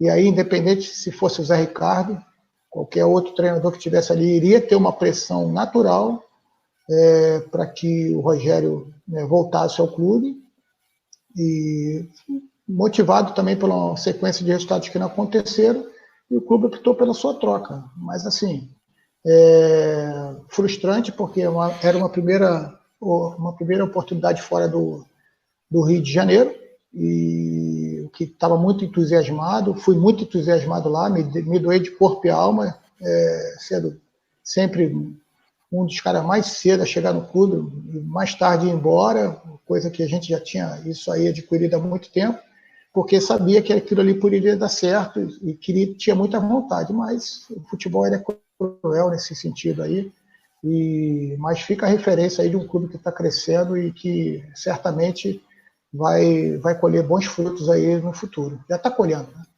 Com certeza. Léo, sua última pergunta aí, para a gente fechar. Ô Zé, a minha última pergunta vai justamente com o seu último trabalho, né, que foi um Internacional. Você fez um contrato curto na época, se eu não me engano foi 3 ou 4 meses, né, Zé? Apenas ali para acabar a competição. O Odair Helma vinha já há mais de um ano à frente do Inter, conquistando bons resultados, mas acabou saindo e você assume aquele projeto do Inter. E só fazendo um parênteses aqui, Castanho, o Zé conseguiu a sua 3ª classificação, né, Zé, para Libertadores com o clube. Em 4 anos completa né? Agora, em maio de carreira profissional, conseguiu 3 Libertadores, classificação para Libertadores. É até algo assim bem interessante, né? E queria que você falasse um pouquinho, né, do Inter, né, que tinha um modelo de jogo reativo, né? Os volantes muito bons, né? E você não é um cara reativo, você propõe os jogos quando precisa, sabe fechar a casinha também, né? Vamos dizer assim. Sim. Mas é um estilo de jogo diferente. Como é que foi, né, não só dentro de campo, o trabalho que você implementou no Inter, mas também essa questão do contrato de 3 meses, sabendo que você não iria ficar para o ano que vem, a não ser que realmente conseguisse uma classificação direta ou, né, os resultados muito melhores do que foram, porque já havia essa busca aí por um outro treinador, até o Koudé mesmo, né, era um alvo do Inter. Eu acredito que você não foi para o Inter enganado disso, né? E como é que foi isso para você? Porque poderia ter sido um tiro no pé, mas você saiu em alta, né, com a classificação para a Libertadores. Então, Léo, bom tu falar isso, porque quando eu recebo o convite do Rodrigo Caetano, tive a oportunidade de subir no profissional do Flamengo, ele como gerente de futebol, e ele foi importantíssimo nessa subida e manutenção minha ali no profissional. Na verdade, o presidente Bandeira de Mello foi o principal, a pessoa que mais deu força para subir, e ele aceitou meu nome, né? Isso é importante, e uma vez aceitado, ele realmente esteve ali ao meu lado, muito próximo, e ele me fez o convite pessoalmente, me fez falar com o presidente Marcelo, e desde o início eles foram muito honestos comigo em relação a isso. Eu pedi realmente 2 dias para pensar, até porque eles tinham um jogo, se eu não me engano, contra o CSA, e eles, depois desse jogo, que eles iam realmente tomar a decisão. Então eu conversei com as pessoas que estão ao meu lado, vi pontos positivos e negativos. Um dos pontos positivos era tentar realmente uma classificação para a Libertadores. Na verdade, o Inter estava já na classificação, na zona de pré-Libertadores. A gente estava tentando algo mais. E assim, eu vi muito como um projeto para mim de futuro. Primeiro, conhecer uma realidade do futebol do Sul, que é um futebol que me agrada também pela alta competitividade, e isso ficava muito claro também nas categorias de base quando eu ia jogar com o time do Sul. Segundo, fazer novos contatos, não só de dirigentes novos, e também de jogadores novos, que isso é importantíssimo para a gente poder trabalhar futuras equipes, que muitos desses jogadores podem voltar a trabalhar comigo, isso é importante. Estreitar a minha relação também com a categoria de base do Internacional, que foi um dos meus objetivos. Fizemos alguns contatos ali, participei de alguns treinos, trazendo alguns atletas para trabalhar com a gente. Depois, Fábio Matias, o próprio treinador, que depois veio a ser campeão da Copa São Paulo esse ano. Então, tinham vários fatores que pesaram para que eu tomasse a decisão, além de que era um contrato profissional como outro qualquer, temporário. Logicamente que numa visão assim, no primeiro momento você pode achar, é um risco, ou então não é muito legal para a tua carreira, mas eu vi pelo outro lado. E como eu te falei, lógico que a gente sempre está avaliando, mas em alguns casos eu acho que o desafio, a coragem também faz parte para que você trace o teu perfil. Então, fui com muita determinação, não queria terminar o ano com aquela frustração que eu me citei, que foi a saída do Fortaleza. Então, acho que também começar um trabalho ali poderia ser importante para mim também, me sentir melhor, minha própria autoestima, e fui para lá. Logicamente que a equipe vinha num momento difícil, que foi a eliminação, a perda da final da Copa do Brasil, para o Atlético Paranaense em casa. Isso criou uma frustração muito grande para os atletas, para todo mundo que esperava aquele título, que também viria coroar um trabalho muito legal do Odair Hellmann. Mas eu entendo que a nossa principal tarefa ali foi trazer confiança. Realmente eu quis, apesar de pouco tempo de trabalho, na verdade foram 2 meses, né, porque o campeonato acabou dia 8 de dezembro. Meu contrato era até 31, mas foram 2 meses e meio, vamos dizer assim. E a minha tarefa ali era retornar a confiança deles, dar algo a mais para o clube, para a equipe na questão ofensiva. Acho que nesse ponto nós conseguimos, mas assim, a gente tinha uma tabela muito difícil, brigávamos ali com os adversários direto para essa vaga na Libertadores, a gente brigava diretamente com eles, e praticamente todas essas equipes nós jogamos fora de casa. Pegamos o Bahia fora de casa, Corinthians fora de casa, Grêmio fora de casa e São Paulo fora de casa. Então, assim, foram confrontos diretos. A gente consegue uma vitória contra o Bahia, empata contra o Corinthians, mas a gente não consegue vencer os dois principais que estavam ali brigando com a gente pela posição, última posição, que foi Grêmio e São Paulo. Então, nesse ponto aí, a gente acabou não conseguindo chegar à Libertadores direto, mas assim, foi uma experiência muito legal. Eu acho que eu deixei porta aberta no Inter, isso é importante. E a vaga da pré-Libertadores, que depois foi confirmada no início desse ano, a Libertadores, acabou atingindo o objetivo que o clube propôs para mim. Show de bola. Ô Zé, para a gente fechar, proposta já para esse ano, a gente não sabe quando volta o futebol, né? É uma incógnita, mas tem alguma proposta para esse ano? E o seu sonho, o seu objetivo, o que você pensa para o futuro do Zé Ricardo? Bom, Bruno, na verdade o que acontece? Quando termina 2019, eu tenho muito claro para mim que eu queria dar uma parada nos estaduais. Coloquei como meta não disputar o estadual, para que eu pudesse ir para a Europa, fazer algumas observações em loco de algumas equipes. Foi o que aconteceu, já era um convite que tinha sido feito por alguns amigos,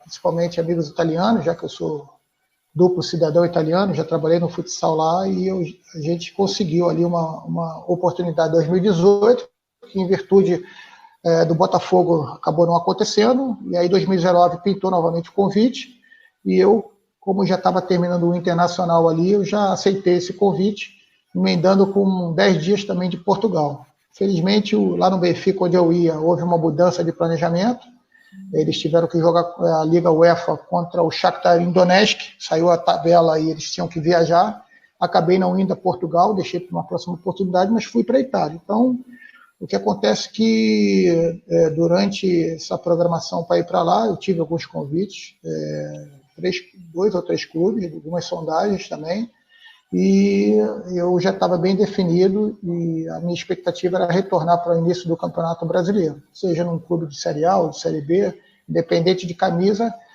e de cor, de série, que a gente pudesse ter uma oportunidade, ou pelo menos vislumbrar uma oportunidade de fazer um trabalho de médio e longo prazo.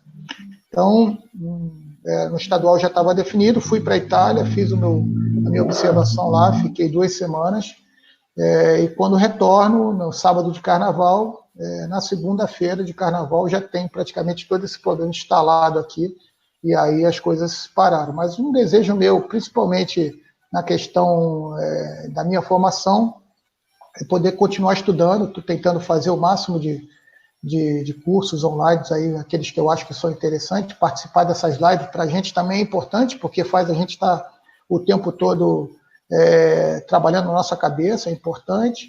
E quando voltar, está aberto a escutar algumas propostas aí. Tenho um sonho de trabalhar fora do país, também numa estrutura legal, porque se eu conseguir aliar o meu trabalho, né, a questão profissional, com o lado cultural também, dando oportunidade para minha família se desenvolver também, meu filho, minha esposa, conhecer e viver em outras culturas, seria importante. Logicamente, o profissional vem sempre à frente, mas seria muito legal se eu conseguisse. Como treinador, eu quero ser melhor amanhã do que eu fui hoje, e assim poder fazer com que os meus atletas produzam mais. Se eu conseguir fazer com que os meus atletas sejam melhores cada dia, eu acho que vai estar muito atrelado a isso aí, o meu sucesso profissional.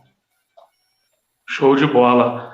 Zé, para a gente, a últimazinha, tem algum jogador que você gostou de trabalhar, que você vai levar, que foi o melhor jogador que você trabalhou? Não digo melhor só de qualidade, não, vamos de trabalho mesmo. Tem algum jogador que se destacou nesse teu tempo de profissional?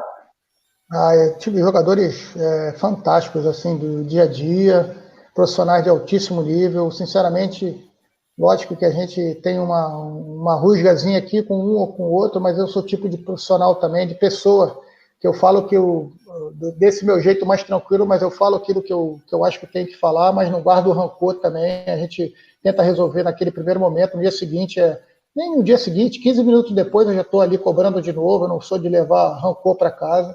Eu acho que tudo aquilo que em busca de melhora do profissional, a gente tem que escutar, né? Às vezes a gente tem muita facilidade de falar e às vezes dificuldade de ouvir, principalmente quando essa crítica vem. No papel que eu tô, cara, às vezes acontece a crítica, né? Então é importante. O profissional, o atleta é a mesma coisa. Então, muitos profissionais assim de alto nível, trabalhar com o Hever foi assim muito bom, um profissional de extrema clareza, honestidade, lealdade no trabalho. O Diego também, Ribas, é um cara fantástico para trabalhar. Alan Patrick, um profissional tecnicamente falando, um dos melhores que eu trabalhei, que está brilhando agora no Shakhtar. Everton Ribeiro, nossa, muita qualidade junto. Paulo Guerreiro, nos 2 clubes. Eu acho que a gente se identifica muito lá aqui no Internacional. Ele, em 11 jogos que fizemos, ele fez 7 ou 8 gols, coisa que ele não vinha fazendo aí há muito tempo. No Vasco, a gente teve a oportunidade de trabalhar com o Nenê, um cara que teve um carinho muito grande. Os meninos foram fantásticos comigo no Vasco, assim, me abraçaram de uma tal maneira. A referência é sempre muito bom. Martin Silva, um cara extremamente profissional. Botafogo, tive a oportunidade de fazer o jogo de despedida do Jefferson, tu vê no semblante dele e nas atitudes dele, o que ele representou para o Botafogo e como ele levava a carreira dele. E, enfim, temos também, tanto no Fortaleza como no Internacional, são jogadores assim, que são referências e que te ensinam, né? Mas esses jogadores aí que eu te falei deixaram uma marca muito grande porque foram trabalhos também mais longos, né? Então, assim, sempre de forma muito positiva quando eu vejo.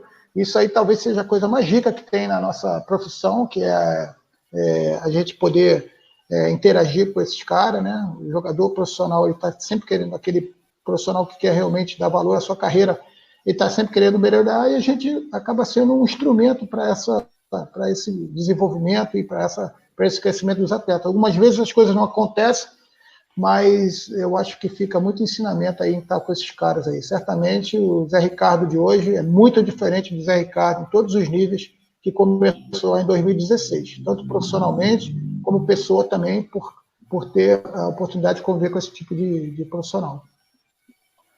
Show de bola. Mário, quer pontuar alguma coisa? A gente está encerrando. Cara, eu só quero pedir desculpa, eu tive um probleminha aqui, tive que sair. Então, quando eu voltei, já voltei agora no final. Queria agradecer, né, ao Zé pela oportunidade de bater esse papo com a gente, Castanha, porque é o primeiro treinador, né, que vem aqui, profissional. Primeiro treinador, então, muito obrigado, Zé, pela sua... Segundo. Não, é o segundo. O Maurício já trabalhou até na... Treinador profissional. Maurício só precisa só da oportunidade. Só daquele empurrãozinho, né? Aquele empurrãozinho. Nem empurrãozinho, só a oportunidade. Ele é top. Maurício já subiu 4 vezes no profissional e agora dirigiu o Carioca agora no profissional. Verdade. Mas teoricamente, como sub-23, sub-20, talvez. Mas queria agradecer, Zé, pelo tempo que você teve esse bate-papo com a gente. Foi um bate-papo muito maneiro. É raro a gente passar do tempo. Quando a gente passa Passamos muito. 20, 25 minutos, mas como a gente tem muito assunto para falar com você, valeu, foi bacana, obrigado, tá? Pelo tempo que você teve aí disponibilidade pra gente. Zé, obrigado por estar participando com a gente, né? Como o Mário falou aí também, né? Agradecimento que a gente teve hoje aqui, de bater um papo contigo, de escutar não só a história, mas aprendizado realmente, né, que a gente teve hoje. Passamos bastante do tempo hoje, mas porque o papo estava bom, estava bastante agradável. Então, a gente agradece demais a tua participação aqui no Estando para Fora. Bom, Bruno, muito obrigado ao Léo Borges aí,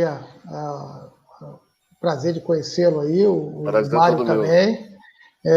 Como eu te falei, a gente não se conhece pessoalmente, mas aquele ditado vale muito, diga-me quem andas que direi quem és, né? Você ali tem amigos ali em comum, e certamente tinha certeza que nosso papo aqui seria de alto nível. Agradecer o pessoal aí que vai estar acompanhando, o pessoal que está dando força também, porque a vida de treinador não é uma vida difícil, não é uma vida fácil. Mas, assim, quando a gente assume esse desejo de viver no mundo profissional do futebol, sabe que vai ter críticas, vão ter elogios, mas o mais importante é que a gente tenha respeito aqui nas colocações, porque Logicamente, todos nós tentamos fazer o nosso trabalho aí da melhor maneira possível e deixar uma mensagem também para toda a galera aí que está nesse momento difícil, né? Cuidar da cabeça, muito importante, cuidar da mente e também ter um pouquinho mais de paciência aí. Eu tenho certeza que daqui a pouco todos nós vamos estar fazendo aí o que a gente mais gosta, que é viver o futebol, praticar o nosso dia a dia também, nas nossas peladas, na nossa confraternização com nossos amigos. Isso aí a gente sente muita falta, mas eu tenho certeza que uma ação conjunta aí a gente vai estar logo aí novamente olhando o futebol ao vivo e não só pela televisão, porque é muito angustiante também acompanhar só pela televisão. Então, prazer mais uma vez, obrigado pela conversa, obrigado pelo carinho, pelo respeito, tá bom?